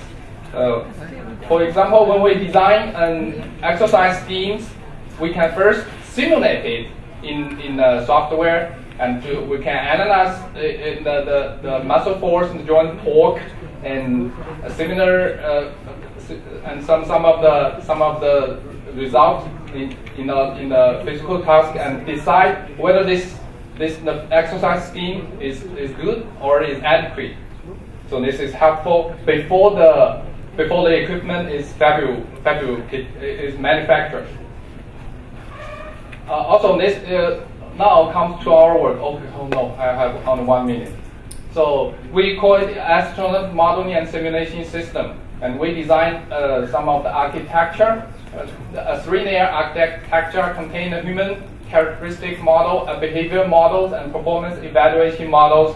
The human characteristic model contains some perception, attention, memory characteristics, and muscle and bone characteristics, which may change as astronauts stay more days in orbit. And then the behavior models, there are generally two kinds of models: cognitive models and biomechanical models. And the output is some of the performance like time, resource, mental workload, physical workload. This is the design of the architecture. And one of the important model is biomechanical models. We take in movements and external forces as input, and a series of kinematic and kinetic models. And then the output is muscle force, bone stress, and bone mineral density. And another important model is cognitive model. 1 minute, okay? Well, that would be 20% over. So, okay. How many more slides do you have? Goes to the last slide. And we developed the system. This is an overview, and this is the interface. And we applied it in the human factor engineering evaluation in China's manned space missions. Okay, thank you. Okay, thank you very much. Sorry guys, I came late, so my presentation files in the hard drive. Okay, no, it's all right. Yeah. We'll be there in a minute. All right. Before we started, just to clarify, although I said I came from Australia, I'm still a Chinese citizen. I was born and raised in China.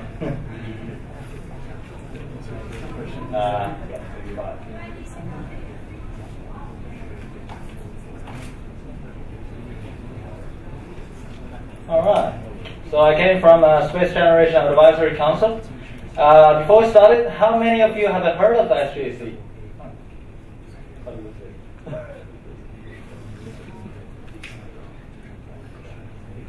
Do we have anyone? Ah, fantastic. So, SGAC, Beyond Network. So we have those social media available for you. Unfortunately, you can't open any of those in China unless you use a VPN. So how we get SGAC origins? It was conceived at the 3rd United Nations Conference on the Exploration and Peaceful Uses of Outer Space, which is Unispace 3rd in Vienna in 1999. Next year will be Unispace 50. And this organization was created by 160 students and young professionals. It's a product of the discussions with the Vienna Declaration where the states have resolved.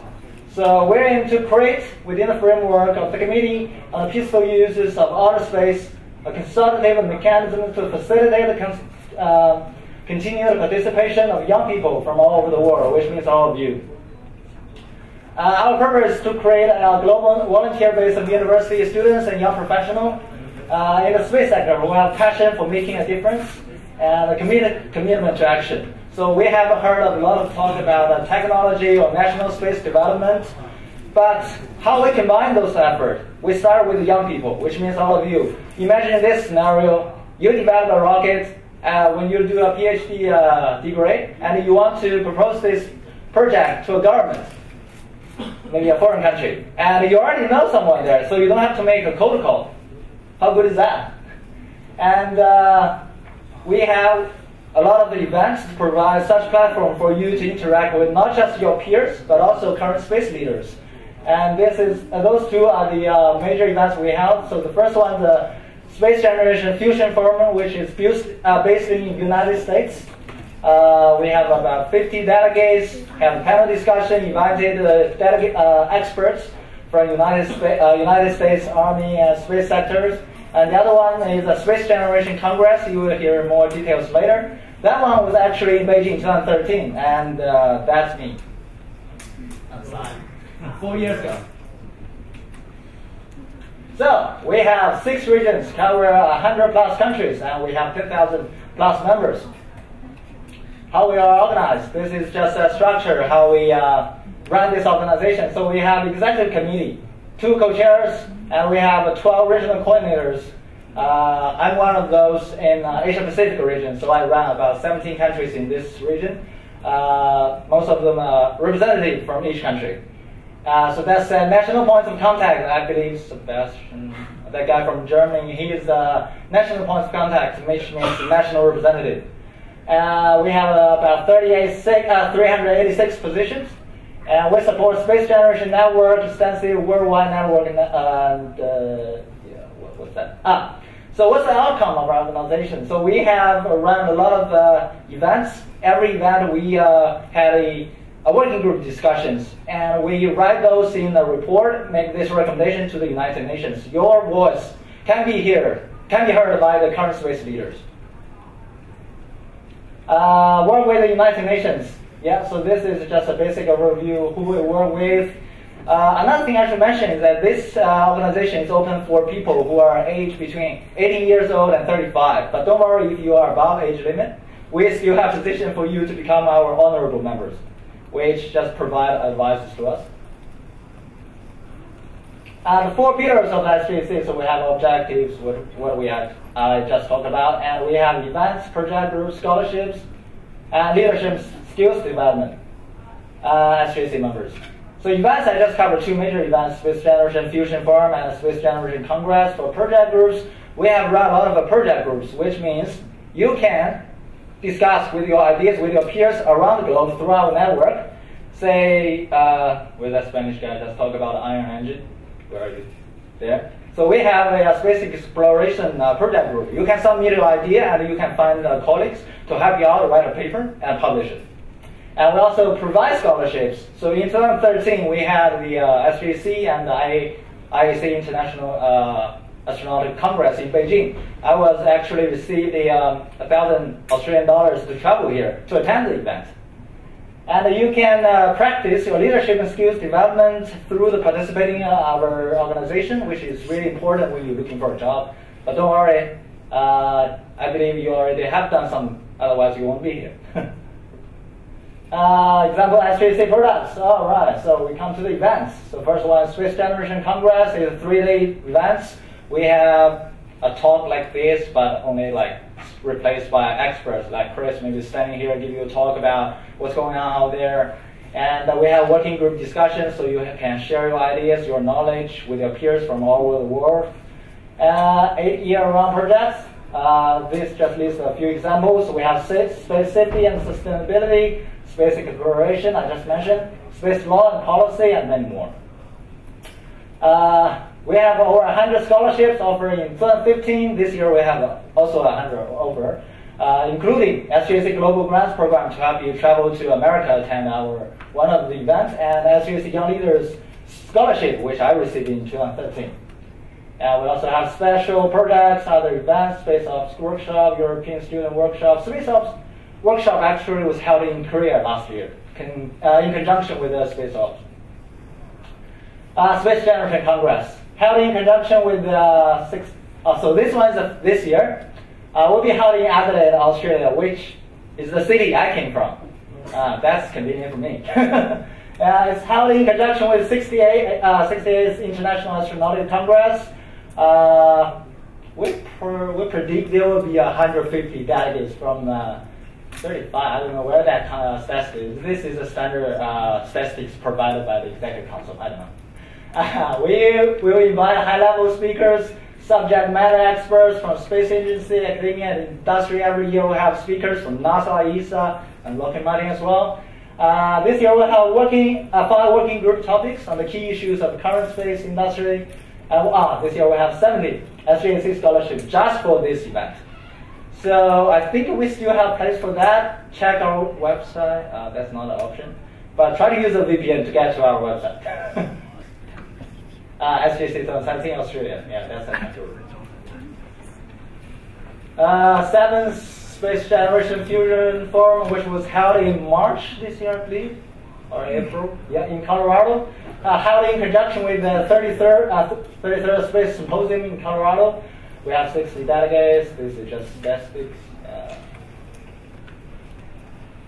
The regional and national workshops.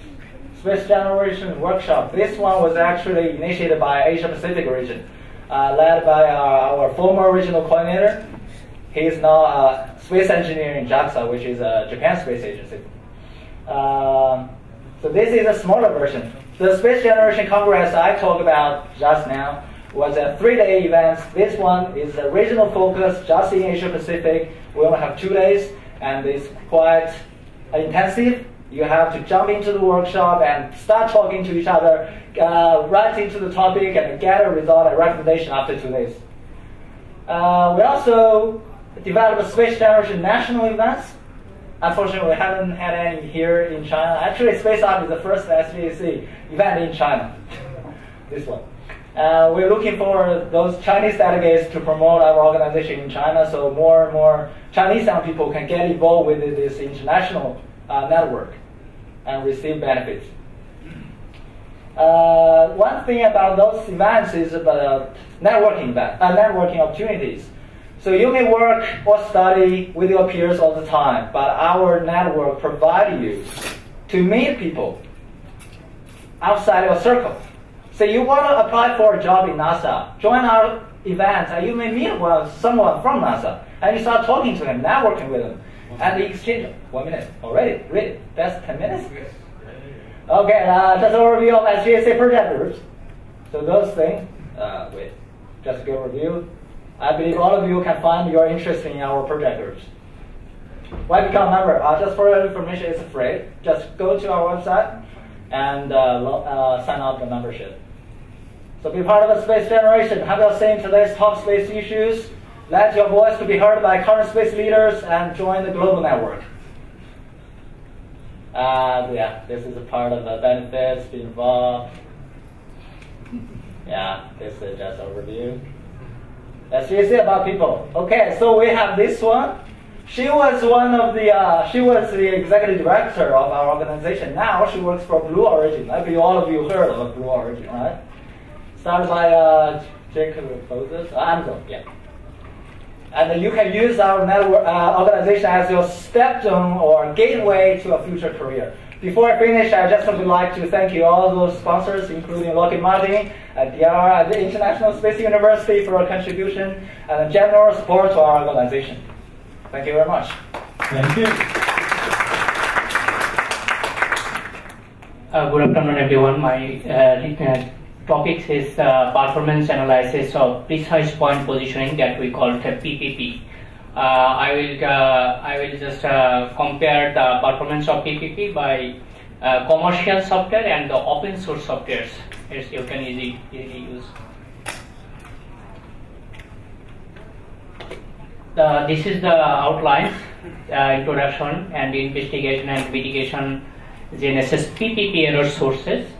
Investigation PPP algorithm, what is the requirements of PPP, and position estimation by commercial software, also the open source software, and also the result comparison. What is PPP? Actually, it's a horizontal positioning. How can you determine the position? So it's a very new concept precise point positioning is a positioning technique which measures the position with the help of IGS products such as precise satellite orbit products generating by GNSS core station distributed or worldwide. It can provide the high precise position by single receivers without any local base stations. Don't need any another base stations, just one receiver is enough for the positioning. The first one here is the absolute point positioning, second one is the second figure is the relative positioning, and the third one is the precise point positioning. What is the difference between the first figure and the last figure? The difference is the last figure we just called it precise point positioning because we use the IGS products, and the first one is the same, but we cannot use the we don't use the IGS products. This is the GNSS error sources. I just skip this some slides because of the time. Some errors is satellite orbit errors, and also ionospheric errors, tropospheric errors, and some mitigation model. You know, the hydrostatic part, the non-hydrostatic part, and some mapping tools. There is some models, very famous models, is Hopfield models, Susterman models, and also Chow models. So what is the errors of PPP? Is the antenna phase center variations, side displacement effect, carrier phase window, differential port bias, and sagging effect. This is the error buzzers in PPP positioning. And now I will talk about the algorithm of PPP.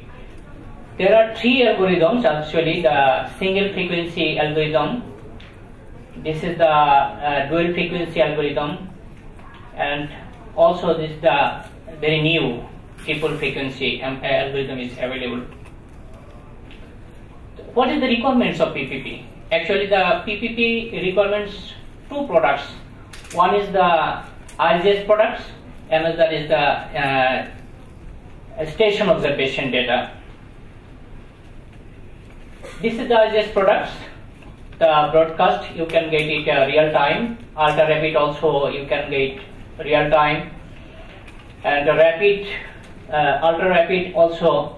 Rapid products you have to delay 17 to 41 hours, and if you want to go the high precise positioning, you need to use the final products, but you have to wait until 12 to 18 days. This is the IGS GNSS course network worldwide. Currently 300 GNSS FM stations, 200 organizations, and 80 countries are contributing to produce the IGS products. This is the websites you can go and download free of cost to get the IGS products. Another is the station observation data. I used in my study my country's data. In Bangladesh also we have 6 GNSS core stations. You know, Bangladesh is a small country, and one station to another station is distance about 100 to 200 kilometers. But we have a planning to establish more GNSS core station within next 1 or 2 years. This is the pictorial view of GNSS core station of Bangladesh, and this is the system. So all 6 GNSS core station data is gathered in one central server. And if you want to use, just be a member of this, then we can approve it. The data I used in my study 24 hours data, and also the estimation of PPP. I used a commercial software. You know, the Barnish software is developed by the Astronomical Institute of the University of Bern, and the parameters I used it here. and data processing by Readiness software. And you can see the horizontal accuracy 1.7 millimeter. Can you imagine? And vertical component also 2.7 millimeter. And also there is some options to online. It's a free of cost. You can just this one is the Jet Propulsion Laboratory. It's the OSPAS GPS positioning from Australia and Canada, and also Timble Center Point. I use the same data in these organizations and get the solutions like this one: latitude, longitude, and height. This is you said the Timble Center Point giving the best results in the PPP solution in the free of cost. And also I compare the results between the commercial software and the open source software. Here is this is the graph. The commercial software are giving you the best result, and the online service also giving you the centimeter level accuracy.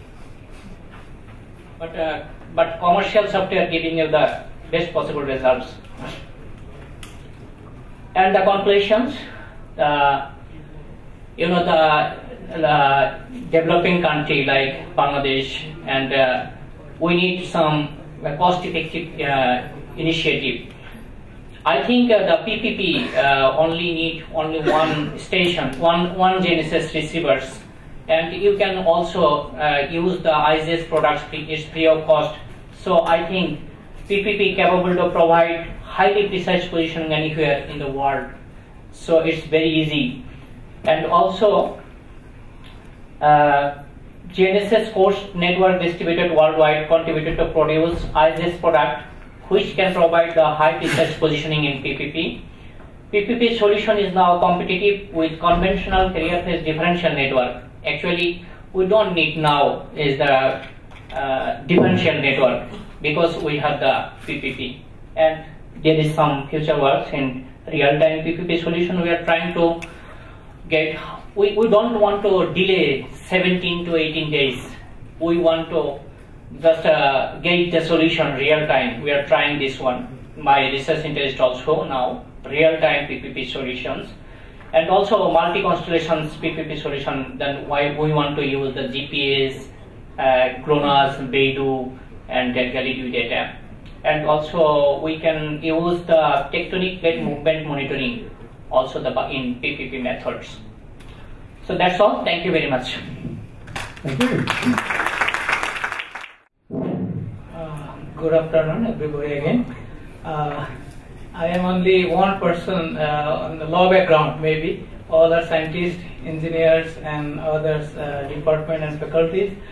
I would like to speak about the sustainable use of outer space, complications and legal challenges for the peaceful uses and benefit of humankind.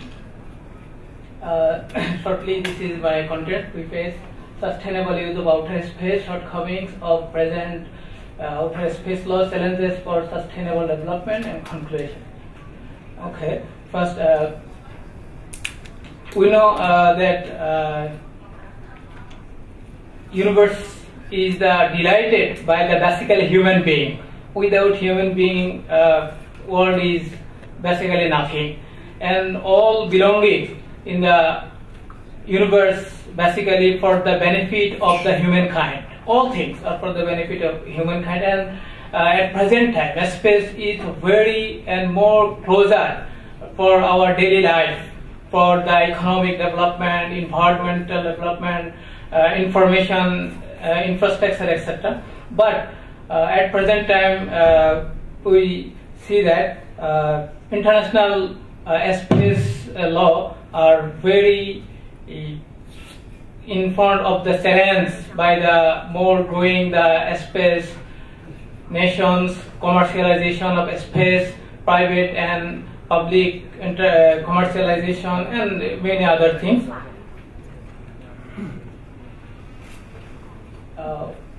Okay, I will directly go to the shortcomings of the outer space law.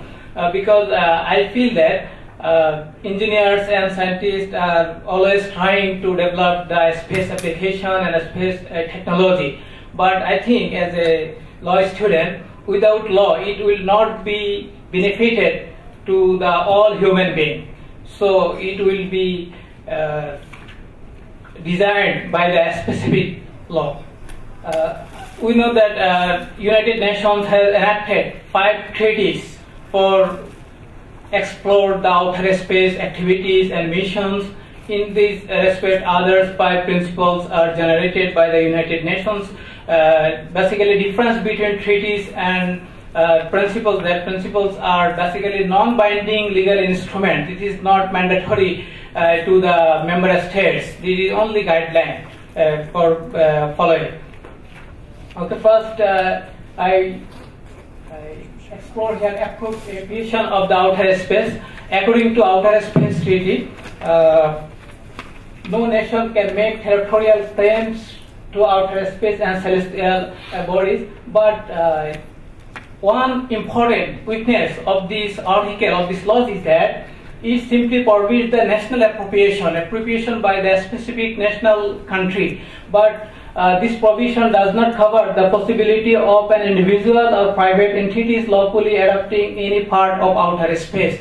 So, exploration by the private entities or appropriation by any individual goes to the outer space or any celestial bodies, and he claims that this is my property, this is my territory. What is the law?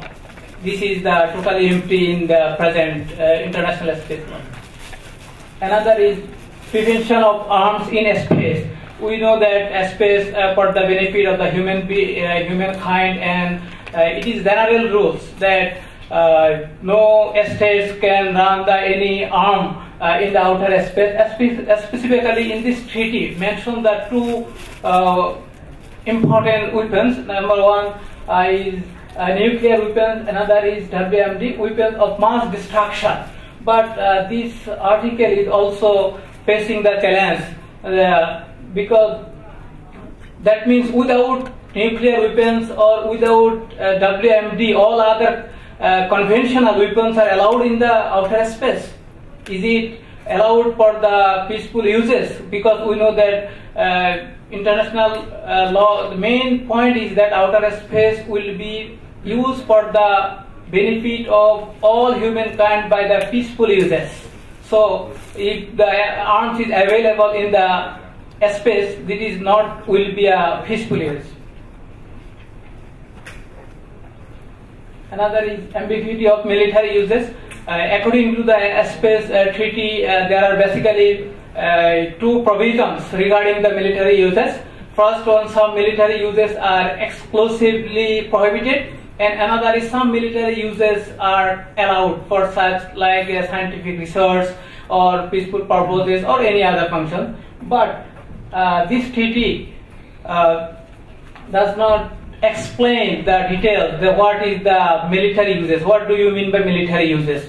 And at present time we know that without the help of the outer space technology, now at present time warfare is not possible. And in 1991, USA is the first country used the satellite for the warfare in the Gulf War. We know that. Another important matter is that provisions of benefit sharing. If you find the International Space Law treaty, you can find that treaty specifically mentioned that all benefit goes to the all human beings. But how is it possible? Because in the world, some of the countries are capable to explore the space. What is the role of other non-space-faring countries? How to get the benefits? That this is not specified, and treaty does not arrange for the establishment of an international body to manage sharing benefits and natural resources. No international body. How to manage it? Another is uncertainty of the meaning. In the treaty, some specific terms are not clear. such as nuclear weapon of mass destruction, peaceful uses, and etc. other things. And only terms are not backhoe. This is another important matter, is that enforcement and enforcement mechanism is also uncertain at the international law, and this is the core weakness of the international law. No framework of commercial activities. We know that at present time space is more potential for the commercial activities, for the various dimensions, but despite this fact, no theoretical framework can be decided to govern the commercial activities in outer space, and no specific treaty regarding the commercial activities, how to regulate and how to, what is the role of the private entities, private organization, how to control their activities, etc. But only treaty mentioned that a state should be responsible and a state should supervise their activities, governmental activities and non-governmental activities. This is the only general direction. And the non-existence of legal stability is the prime weakness in the commercial development of outer space, because if the law is not specific, outer space at present time is the potential fate.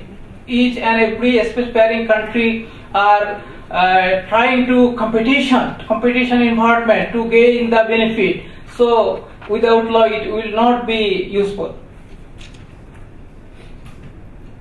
Next, control of the space environment. This is another important matter.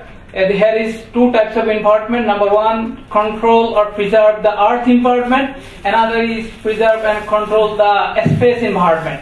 Both are directly no specific treaty and no about the debris management, etc., etc. No specific treaty about the protection of the environment. Only general direction in the outer space treaty.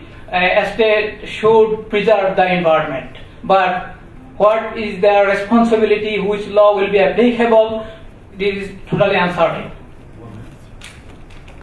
1 minute? Oh.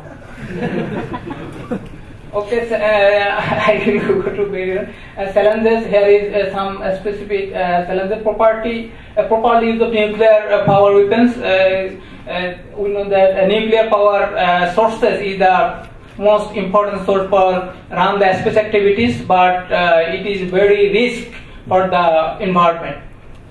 Another, maintain international cooperation and responsibility. Without cooperation among the space-faring states, no benefit will be found for the human beings. So space cooperation is more important. But sometimes we saw that one party agrees, another party disagrees. Another, implementation of existing space law. Another, space debris and environmental protection. This is important. No specific treaty regarding the space debris mitigation and control and removal process. All are controversial. And that's okay. 10 minutes. And regulate further development of international law. This is the very important, that further development of space law is demand of this time, because without law, space application will be destroyed. And conclusion, this is space application is great opportunity, and this is the urgent necessity to take this is particular look at the issues, formulate facilities of protect, and I think conclude by this. Here is law is not factor. Factor is the our political will of the major space-faring country. Thank you. Thank you very much. Hello everybody. I'm talking today about an idea how we can mix two challenges that human currently dealing with them in a space environment. One problem from space debris mitigation and removal missions, and the other part is like the technologies that we need to develop for next generation of advanced technologies that we need for space missions. And the idea that I'm gonna develop here, I'm gonna explain here, is like how we can mix these two issues at the same time, that we can benefit both of them at the same time. For the first part of the presentation, I'm gonna explain about like first the issues of the debris that we have for the critical environment, like Leo and Joe, and also I'm gonna explain like how we're gonna go for the space technology demonstration, the technologies that we need to use them in future, like the horizon of like 20 years in space. And I'm gonna explain like now if the human wants to go for these two problems, how they're gonna tackle them. They already have the idea that how they can remove the debris, and also they know the process of removing the process of going for technology demonstration. But these two challenges are costly and difficult. But there is an idea how we can mix them and just benefit both of them at the same time. If I explain like the space debris condition, we already have around 100,000 of objects between 10 to 30 centimeters. Approximately 11,000 of objects over 30 centimeters. The total mass of these objects, if we want to consider them, it's going to go above 1,900 tons. It's super costly to remove each of them, and we should consider that the speed of these debris can reach between 7 to 13 kilometers per second. The impact of any of these debris can be fatal for any operational satellite. We already experienced the evidences like Iridium-Cosmos collision, which you can see like the impact can be, the collision can happen between just two satellites, but it's going to generate a cloud of debris, which gonna separate in a very large environment in LEO.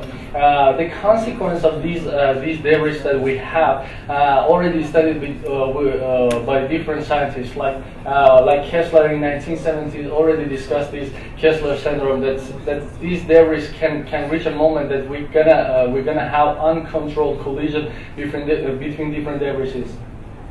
And at that moment, most probably gonna make the space environment inaccessible for a human. If I want to talk about just LEO is like the most populated, most occupied area. Like 2/3 of the debris are in this region. 6% of all these objects are only operational. The main altitude between 800 to 1,000 kilometers is already occupied by so many debris. And by estimation, if we just consider the mitigation methods that already proposed in 200 years, we can easily double the number of debris that we have. There is another issue in LEO is like considering some of these debris which are already so hazardous, so dangerous, like this NWSAT, which is already lost in 2012, but it's gonna take like 150 years to deorbit naturally. But the critical point is like two other catalog objects are very close to this satellite. Another important region is sun-synchronous orbits, which are very important for economic value and commercial remote sensing and imaging satellite. This part is the most occupied part of the LEO, and annually the possibility of having collision of one satellite with 10 square meter with a space debris with a size of 1 centimeter is almost around like 1%. The story is sort of different, but still, so many satellites are already occupy this region.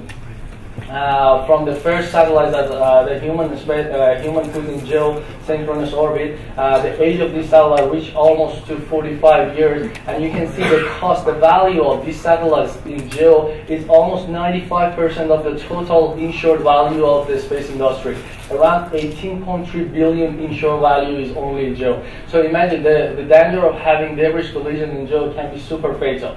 In the below graph, you can see like the number of satellites that already we have. Around 20% of them already completely abandoned, and 30% which is tried to go for mitigation process, but they failed already. Only 50% of these geo satellites can go, maybe have the successful plan to go to the graveyard orbit.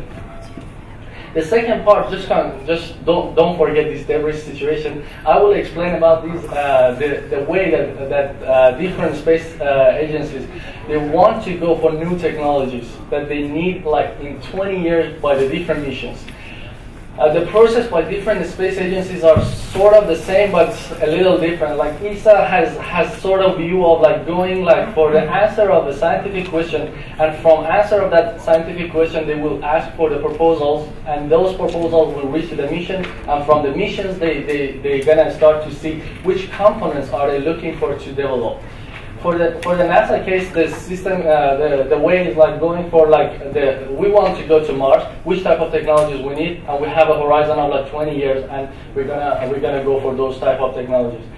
For all these cases, they should start from the basic studies, and also the development of these ones. They should consider it to be applicable for more than one case of space missions. the process after selecting the technologies that they want, they need, they require to just develop for the future, the process is like going for a systematic method. They call it technology readiness level. This TRL has like 9 stages. These 9 stages is like from stage 1 to 9, from the basic study in stage 1, just developing the idea, to reaching stage 9, which is like completely mature to be used in space. For the case of my idea, just TRL 6 to 8 is the most important part. Why? Because during like TRL 6 to 8, it is the moment that the idea is already developed, you have tested on the ground, but you are looking for the environment to be tested in a real term. That environment for space technology is space, which is very costly. And also, this is the other graph you can see, like from level 1 to level 9, the risk is going very from very high going to the low, from understanding almost nothing to getting the whole mature knowledge of that technology. This process, just imagine, just for the NASA, just for the first case of just going for TRL 1 to 9, it can be from 1 to 2 years. And I will explain how we can go for this. Back to the space debris, the solution for debris removal already been studied a lot. I will explain some of these methods that can be used for space mitigation. For example, when you have a space debris, depends on the position, it can go for the robotic reorbiting method, or it can go for adding cross-sectional surface in low orbit to add extra drag generated and bring the debris automatically, naturally down. Laser system also can be used. The below image, you can see that the laser system can be used in space and also on ground. For example, the case of like using laser from ground, you can shoot the laser beam to the debris. It will decrease the speed of the debris, and eventually it will bring it down. There are lots of different methods. Using electric propulsion also is one option. Using like harpoons, like you can see the image up there. Like you have the main mother satellite, which has this harpoon. You're going to shoot it to the debris and attach to the debris. So the mother spacecraft, from that moment, it can start to go to the graveyard and take the debris with itself to the graveyard. We should consider, although these studies have been focused for I think 10 or more than 10 years, they're very costly. Still difficult to do them really in space. For the same case of considering space technologies that we need, the required technologies that already NASA ESA already discussed are I'm gonna explain them here. For the NASA case, the required technologies that we need is like going for these main 5 cores. Because I'm short on the time, I will go super fast. Like imagine that the technologies that NASA will discuss, this is the technologies that ESA needed to be focused on them. Okay, the idea is like to mix these using the platform of debris removal mission as a concept which can be tested for the technological demonstration mission. For example, you can see we need to we want to test high-speed re-entry. It's easy because all the debris will re-enter to the Earth. It's not the platform won't be exactly 100% similar to the reality, but it has the base to be used. For example, we need to use a solar chemical propulsion system. We can use them, try them to use them for the orbiting system, and at the same time deorbit the space debris. For the main case, the only example that I want to give is like the in-space infrastructure. You can see the image there.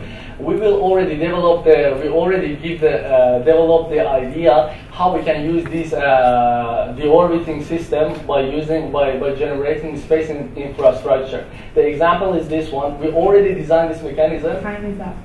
Just 1 second. This is the method that we use. I won't explain the detail of the system. This is the system that we already designed. It's like the process of manufacturing a drag cell, extra surface to be added to the debris to increase the drag and bring it down. The key point is we want to use two extruders. You can see these 2 parts. These extruders are like the parts that they want to use them for in-space infrastructure. So if you go for sort of this type of mission, it can be easier to test, to demonstrate the technology of 3D printing in space. And I just want you to show the last one. This is like It's like the unit when you generate the drag cell and attaching to the debris, and it will bring it down. Great, thanks a lot. Hello everyone, thank you all for being here. Today we're going to talk about the development of our work. Our work is entitled Microsatellites Energy Balance Analysis based on thermoelectrical modeling. It will be presented by me. My name is Renan Oliveira and my friend Pedro Nogueira. We are both master's degree students from Beijing University. And to start, I'd like to point out the objectives of our work. First of all, we would like to implement an efficient model that will perform satellite simulations. Those simulations will be based, compounded by three kinds of simulators. The first one is the STK for orbit propagation. The second one is a finite element model built on ANSYS platform for thermomechanical simulation. And the third one is a MATLAB model for electrical simulation. With those simulations, we want to validate the Beijing University microsatellite model and also do the analysis of the electrical power subsystem energy balance. Those kinds of simulations are extremely important in order to predict the behavior of the subsystems. In our case, the thermal control and the electrical power subsystem. And also to ensure the performance and reliability of the engineering model. So, as mentioned before, this is the Beijing University microsatellite. Our model has mainly three payloads. The first one is an ADS-B for air traffic control surveillance. The second one is to provide global radio voice communication. And the third one is the deployment of a coilable mass with a CubeSat when it's stopped, as you can see in that figure. Those are the requirements of the Beijing University microsatellite for the thermal control and the electrical power subsystem. And all those components are make part of our simulation, of our model. The first approach of our model is to understand the space environment model, is to build the space environment model. The space environment model is built based on those equations, mainly the first three ones that that make parts of the external heat flux input of our simulation. Also, in addition, instead of we work with the whole lifetime's orbit, satellite's lifetime, we work with extreme case. In our work, we name this extreme case of worst case hot and worst case cold. Those worst case was chosen based on the orbit's beta angle. The maximum and the minimum beta angle corresponds to the maximum and the minimum environment heat flux observed in orbit. But as I mentioned before, our point here is to understand the behavior of those subsystems. So in order to provide a transient solution, we will work with short periods. These short periods is about 10 days of simulation, considering exactly what I said, the maximum and the minimum points of the beta angle. Good afternoon, everybody. This is the electrical power system of the BUSS that we intended to simulate. It comprises 4 solar arrays, 4 body-mounted solar arrays, 1 PWM shunt regulator, a lithium-ion battery. It has an unregulated bus and 2 regulated buses, one in 3 volts and the other in 5 volts. Okay. All this topology comprises a direct energy transfer architecture. So, for the solar array models, we use this equation is an approximation for the real photovoltaic current, and we simulate this for each solar panel, considering the different radiations in the different temperature profiles that was obtained in the thermal analysis model. So, for the battery, we use this approach. It's an electric circuit model for lithium-ion batteries. And we did a differentiation in the battery model that in the cold case, we used a more powerful heater of 1.5 watts, and in the hot case, use a heater with a small power of 1 watt. So we modeled the PWM shunt regulator as a comparator that sets the maximum voltage of the bus 12 volts, that is the maximum equipment voltage required in our satellites. And then we used a switching function model to model the operation of the DC converted. And we set this efficiency of this converter to about 9%. Okay. So this is some of the results that we obtained in our analysis. The first one is the temperature of the X-ray. So you can see that there is an oscillation between the plus and the minus X-ray. And for the Y-ray, one of the rays is constant in umbra, while the other has a maximum temperature degree of about 20 degrees.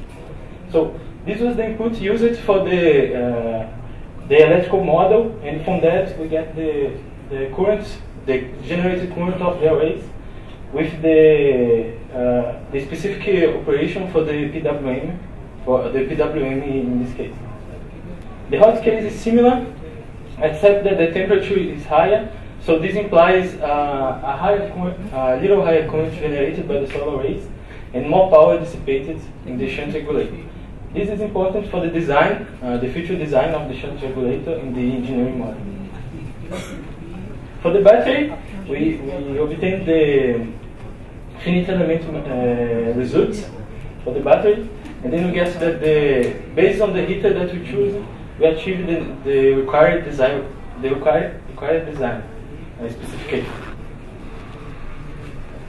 And from that result, from the thermal results, we apply the results to the electrical power system, and then we get the electrical power balance in the battery, where there was a stabilization for the battery behavior, both in the cold and in the hot case, with a maximum DOD below. A maximum dip of discharge of the battery below 10%. That's what's required for our microsatellite. So then we get the profile of the regulator and the regulated bus. We get that for the regulated bus, the voltage was swift with a ripple smaller than 5 millivolts. That was we needed for the load. So then with this model, we could predict the energy balance of the satellite EPS, and then we could get some parameters to do our design and to build our engineering model. So concluding our work, the goal of our work was to integrate 3 types of model: the orbit model, the thermal model, and the electrical power model, in order to have a better design for our microsat.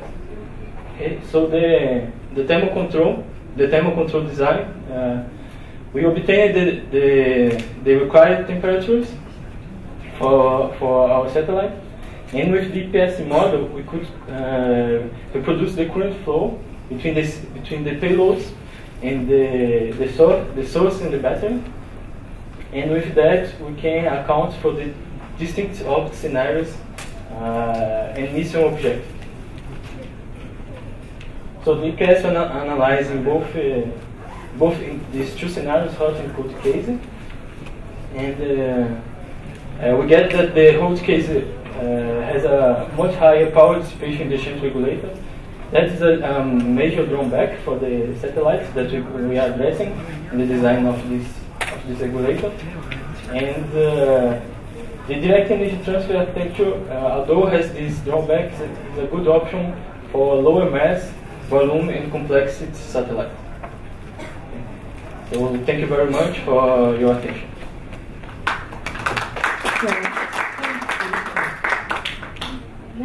Good afternoon, everyone. First of all, I want to say that I'm really glad to be here.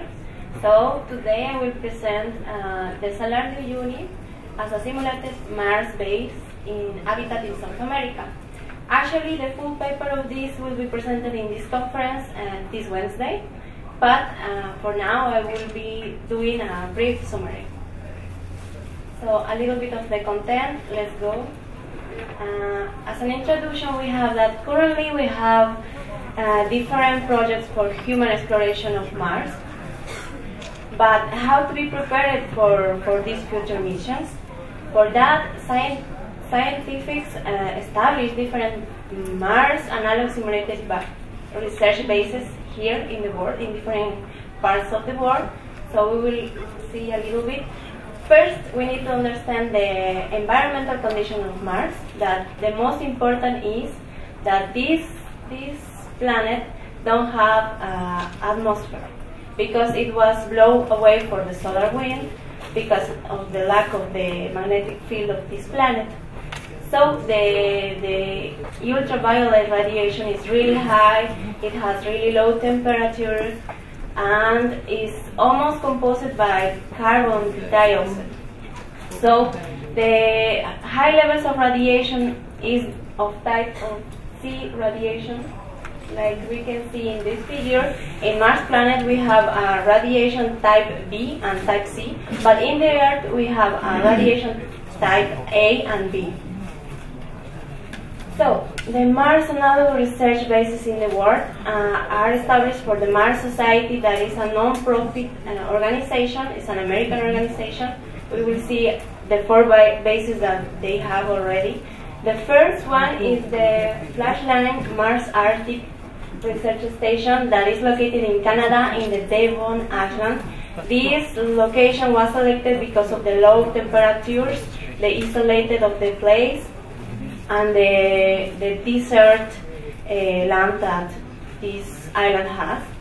And the second one is the Mars Desert Research Station. Is located in Utah, United States, and this location was picked because of the geological formation that we can observe in this area. These other bases are not implemented yet, but are in the planning stage. The first one is the EuroMars, that will be located in the volcanic reef called Krafla in Iceland. This was selected because of the volcanic composition and the volcanic formation, for a study a little bit about the biological features that we have in that place. The fourth will be located in the Australia continent, and contains also a geological formation that are really near to those that we found on Mars. Now, that is my purpose. Look the Salar de Uyuni as a simulated Mars station because of the extreme conditions that we have in this. The Salar de Uyuni is located in Bolivia, in my country, my beautiful country, in the department of Potosí, and is a really high altitude, 3,692 meters above the sea level. Is the largest salt flat in the world. It has 10,000 and more square kilometers of area, and is the only natural attraction that could be observed from space. The land of this salar is composed by lithium, potassium, sulfatum, and boron, and it has 11 layers of salt with different thickness of 2 meters and 10 meters, and it stores 10,000 million tons of lithium. That means that is the 70% of the reserves of the world located in this area. So how cool is that? So I propose the salar because of, first, the geological characteristics that we can observe in here. First, we have volcanic formations, we have lava flows, we have also volcanic sedimentary sequences that can be studied and can be analogous to that observed in Mars. Also, I want to propose Salar de Uyuni because of the geological characteristics, because the astrobiological branch study different kind of biological in here, like, for example, the extremophiles that we can observe in the living in the extreme conditions, and also for the cyanobacteria that have a hard resistance to salt. And also we can find this mineral that called ulexite that has a weird property of reflecting to its surface what is below it. So this is important for the astrobiological branch. Also, we have a radiation characteristic found in this salar. Why?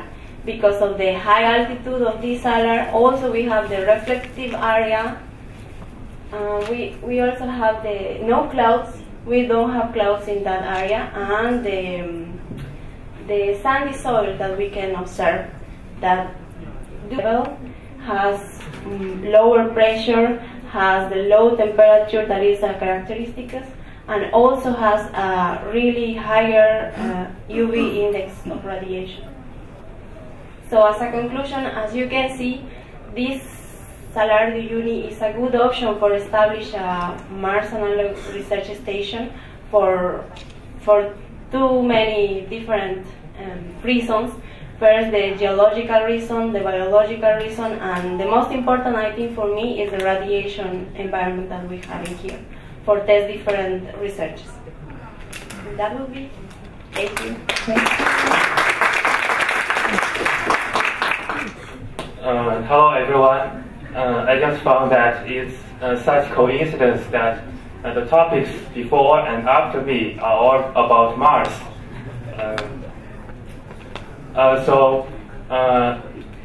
Many experienced and honored experts from all over the world come here. So I think it's a valuable opportunity for me to talk about Mars exploration.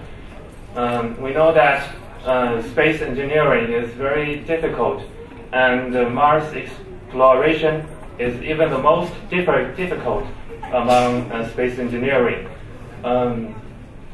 Recently, ESA just released its report on the failure of its last Mars lander. It concludes the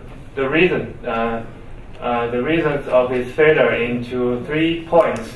The first is the lack of the analysis of the vibration with very high speed, especially when coupled with the parachute system. Actually, the magnitude of the vibration of the lander is much larger, much heavier than what was predicted by numeric simulations. This is the first problem, and the second problem is the lack of reliability of its GNC system. To be specific, the vibration of the Mars lander exceeds the measurement range of its sensor on board. So the sensor gives a wrong number of its pitch angle, which is actually about 165 degrees larger than the real pitch angle. So based on the wrong pitch angle, the Doppler radar meters gives a wrong height and altitude, which is elective. So the Mars lander is expected to drop its heat shield and start its landing engine at an altitude about 1 kilometers. But due to the elective height of its GNC system, it drops the heat shield and starts its landing engine at about 4 kilometers of the altitude. So, and the engine shut off in just 3 seconds. So finally, the Mars lander crashes on the surface of the Mars with the speed about 150 meters per second. And that is the second problem. And the third problem is a mismanagement of the contractor company. So as we can think, for the first problem, the ability to correctly analyze the vibration of the Mars lander coupled with a parachute system, it is a problem that cannot be easily solved. However, we can always improve the reliability of our GNC system. The GNC system should be capable of detect, isolate, and recovery from such failures. And in conclusion, there is an old Chinese saying that failure is the success failure is a mother of success.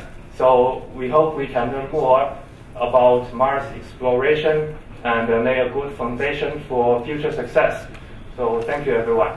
Thank you. Obviously, a big audience. Oh, already more than 1,000. It was 800 2 minutes ago, and now it's over 1,000. So 1,800. 1,300. 1,800. 800. It's going up faster than I think. So we now change topics a little bit, and we have two linked presentations. The first one is by is that Kai? Okay, and that's on Moon Mars Village. So 5 minutes on Moon Mars Village. That's the SpaceUp. It's and we were meant to finish now, so we have to take a group photo as well before we finish. So. No. I don't know where they're all coming from. Okay, today I'm explaining about the Moon and Mars village, especially the totally different area, because we are going to make the construction. We don't say that a house on the Moon and Mars. We say that habitat or the shelter on the Moon and Mars. Beautiful lady talk about the Mars environment very well. And that is a real environment like the nuclear power plant in the nuclear silo where you can live there.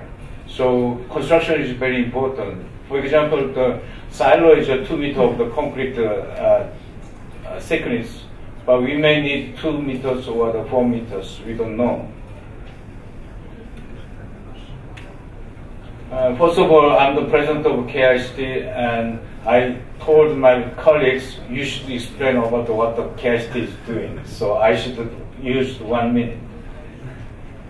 About 70 years, and we have two M&A. One is a national lab, civil engineering lab, and also we are making the KIST construction technology.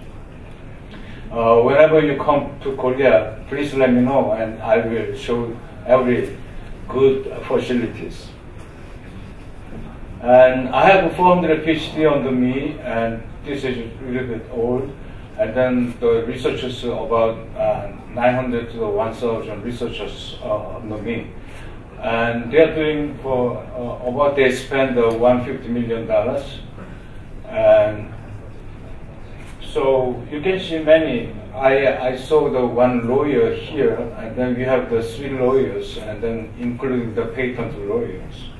So by the way, we have the University of the Science and Technology, because we are under Ministry of Science and Technology, so we can give the master and PhD for the space also. Okay, we have the 45 institutions with the 16 different nations, and you can see that even including the U.S. Army Corps of Engineers. Corps of Engineers is very important for the America, because not only the port and everything, including they want to make their barack with the 3D printer construction. And what is Moon and Mars village? Don't forget, this is very important. I'm talking about the ISRU, in situ resource utilization. The reason is that the transportation cost from the Earth to the Moon is $1 or $2 million per kilogram. So for the slender man, it's good, but you are very healthy and very big, then you are very expensive for the transportation cost from Earth to the Moon. And in situ that's why it's important. And also you can see the mass reduction, because whenever you make the lander and rover and then payload, it's just space decided before the flight. That means 10 years you should be prepared before 10 years is going to fly. So mass reduction is very important. You're the Earth's equipment is force is mass and then acceleration.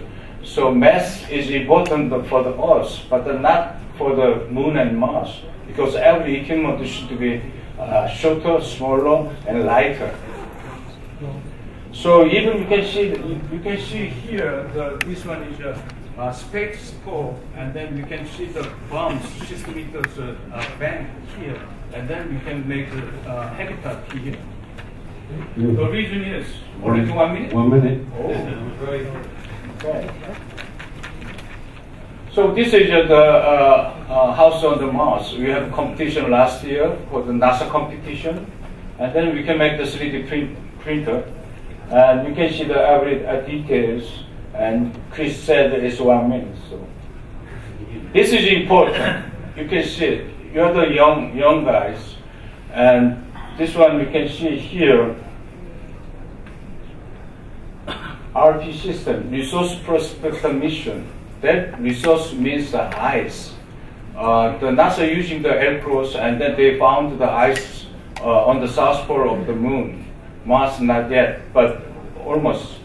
But Moon's ice is very important, so that will fly to 18. But usually space program is late, but it should be done anyway. And also that is important. So NASA decided that human will go to Mars in 2033. So it will fly 2020, 2022, 2026, 2030 for the mankind making the habitat. So all areas are important, but think about the construction on the Moon and Mars. And Korea, he will explain about the dirty vacuum chamber. She explain about the natural environment. We are making the mandatory environment. And then you can see here ISR construction materials and drilling, harvesting, obligation modification. Dr. Shin will explain more. Thank you so much. Okay. Thank you very much. Okay. Hello, everyone. This is Hugh Xian, and I'm working for KICT with my boss. So, anyways, I'm in charge of Extreme Constructive Research Center, where we are having a look at the space technology based on construction technology we have done for last 30 years. Yeah. Here's your job open. Here's a $28 million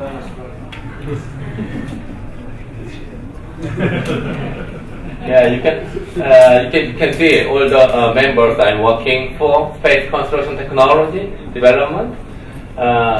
So as you can see here, so we have multidisciplinary, expert in for developing space technology here. And also, as President Lee said, we are operating a university, so we provide a master degree as well as postdoctoral degree. So we are open for all the people from the world, to do space technology together. And also, we have a dream to make Moon Village, the village, on the Moon, as well as the Mars. On the Moon. Actually, we expand our dream to Mars Village as well.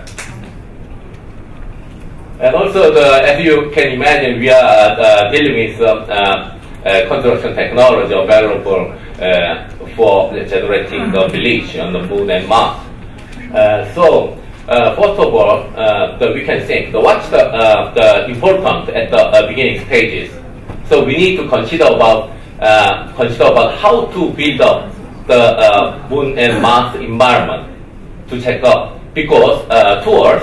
So already whole process and some devices of needed for construction are already available, but which won't be working on the Moon and Mars environment. So first of all, we need to simulate the Mars and Moon and Mars environment first, and then so we can check out all the process or devices of the construction technology in that device. And then from there we need to try to get the key components of the technology required for construction on the moon.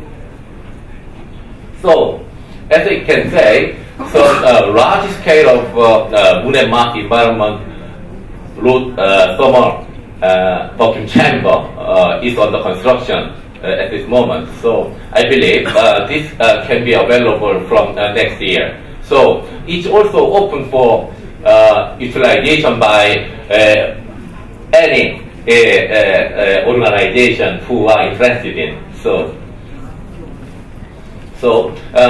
whatever you generate, whatever you make, so we can check out your device in our vacuum chamber.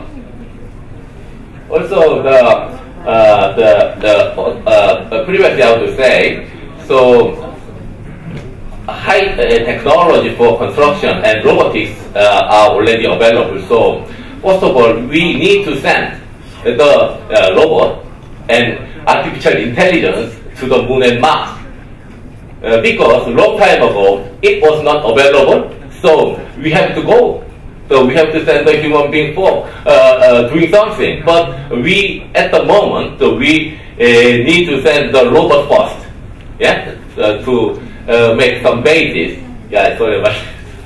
So already some the robot and automatic construction are available at the moment for it's working inside. So nowadays, we are just starting to do the 3D printing for Moon Village. Yeah, so we already set up the plan of the building of the 3D printing technology, for which we need to check out the equipment and material and design and construction and monitoring system as well. Okay. Thank you very much. And now we come to our last 5-minute talk by Bernard Huang. Bernard, I've been following him on social media. I think he's been doing a kind of Moon Village global roadshow. Yeah, we have a roadshow, so that's one now in Beijing. Being all over the world, so this time. So, yeah, thank you.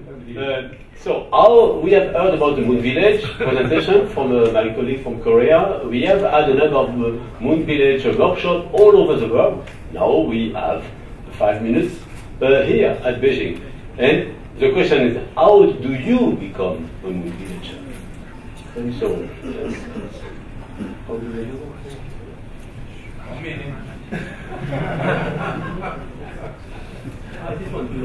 Yeah, so actually we started to go to the moon already 15 years ago. The Moon Village started with scientists and engineers working together. So we were there, we touched down the moon with a mission using electric propulsion, and we looked at the moon and discovered new areas in the south pole of the moon where we could land. We found some places where there is permanent shadow and ice. We found some area where there is peaks of eternal light where we could put robotic solar station and then a human habitat. And we have also looked at a place very close to the South Pole where you have light almost all the time. That's where you could have solar power. And this will be a real estate so important that many are now racing to go there. We have been there with Smart One, and we launched a little mission which at the end of life even bounced on the surface of the moon. And we just had a proof recently. We got images of the landing area of Smart One of the ejector. That's the scoop of this month, the first time presented here in Beijing. Indeed, we have been starting now a robotic village, a series of landers from the historical landers from the Apollo lunar area. We have had Chang'e 3, soft lander. We have a Smart One, it was a kind of hard lander at 2 km per second. So the next generation we try to do a bit more software landing. So that's Chang'e 3. the rover that was deployed from the lander, Chang'e 3, and the platform with a very nice logo from the company that built it, China. And next step, we will continue with the robotic village, with the Google Lunar X-Prize landers that at the end of the year are going to be deployed. And we'll work in a coordinated way. So how can you help in this effort? You can, for instance, like we did with a number of young professionals, use some of these instruments on prototype landers on Earth and make simulation campaign on places that look like the Earth, but on the Earth like the Moon and Mars, and test them with rovers, with various instruments. As indeed, our roadmap is after this orbiter village, we will have robotic village on the surface, and we will start to deploy with a mixture of human and robot a permanent settlement with humanity present on the surface of the Moon by 2030. So if you look at the next step, indeed there are a number of landers that are being prepared from all over the world. It's a global endeavor, and the Moon belongs to everybody. So you can land with different countries, also commercial companies can land, and as a young professional you can be involved in preparing some of these instruments, also in sharing what this landers instrument will look at the surface. We'll be able also to operate these rovers from Earth. And in parallel, we are going to send humans around the Moon, humans with Orion capsule by 2022, and eventually even some private citizens as early as 2018 with the SpaceX. And Blue Origin is planning to send also 5-ton cargo, so there will be a lot of opportunity for you to send payload with a FedEx to the Moon. Yeah, so what are we going to do after the International Space Station? So after being inspired by Rosetta or by Thomas Pesquet that just came back on Earth, we are looking to have the Moon Village, a sustainable Moon surface operation that covers all those topics: science, technologies, inspiration, business, tourism, but also outreach and education. And open access for everybody, for multiple use, multiple users. And we have looked at concepts where we could deploy some modules and inflatable structure, use the soil, use 3D printing, manufacturing technology. And indeed, there are a number of challenges to go there, to survive, operate, communicate with humans, with robots, and we have to exploit resources, and we have to address the needs of the users. So, also you can test, go in the middle of an habitat for 2 weeks, like you would be on the Moon or Mars, and train what is really the minimum required to perform such operation. And there are a number of bases now. There is one in Hawaii that simulates Mars, and they are going to build a moon base now. We are building one in Poland, and we will have operation in July and in August simulating Moon and Mars simulation. We should have one in Asia. We may have one in Korea soon. We are building one at the European Astronaut Center. There is also some element at International Space University, I have to say, so where you can simulate both habitation and extravehicular activity. And the last part of the village is the village where you engage also beyond science and technology. Here is a workshop organized with artists, with designers, even with fashion models. Here is a Moon Village workshop organized at STEC, and we have a large number of sessions.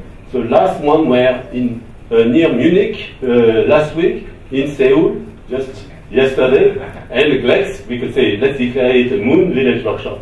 So, it's a long distance flight, fasten your seatbelt, and now I'm going to ask you a question. Do you support the Moon Village? So, if you do, please raise your hand. Yes, and I'm going to catch a picture of you. And all internautes, also the 2,000 internautes, please raise your hand. Who is against the Moon Village? I don't know, here anybody from the different universities. So we have 2,000 supporters today. So thank you very much for your attention. Think also of what you could do in terms of science, technology, commercial development with the Moon Village. Thank you very much. Thank you very much. Well, I think those last three presentations are a very positive note to finish the day on. I'd like to thank all the presenters for respecting the time limits. Because of that, we're only 20 minutes late. So because there's always a little bit of time where we have that handover. What we're going to do now is to wave goodbye to all the people on the internet. Bye bye, internet people. Nice seeing you. Come back again next year. And we are going to go out onto the stairs outside, the big stairs between the escalators, and we are going to have a SpaceUp GLEX photograph. So then after that, we will go to the reception. So stay in a group because the reception is in the hotel. And if you don't stay in the group as we make our way through, you will be lost in space. Forever, and you will never find the reception. You starve to death in space. So thank you all once again. Let's pack up and step outside to the stairs.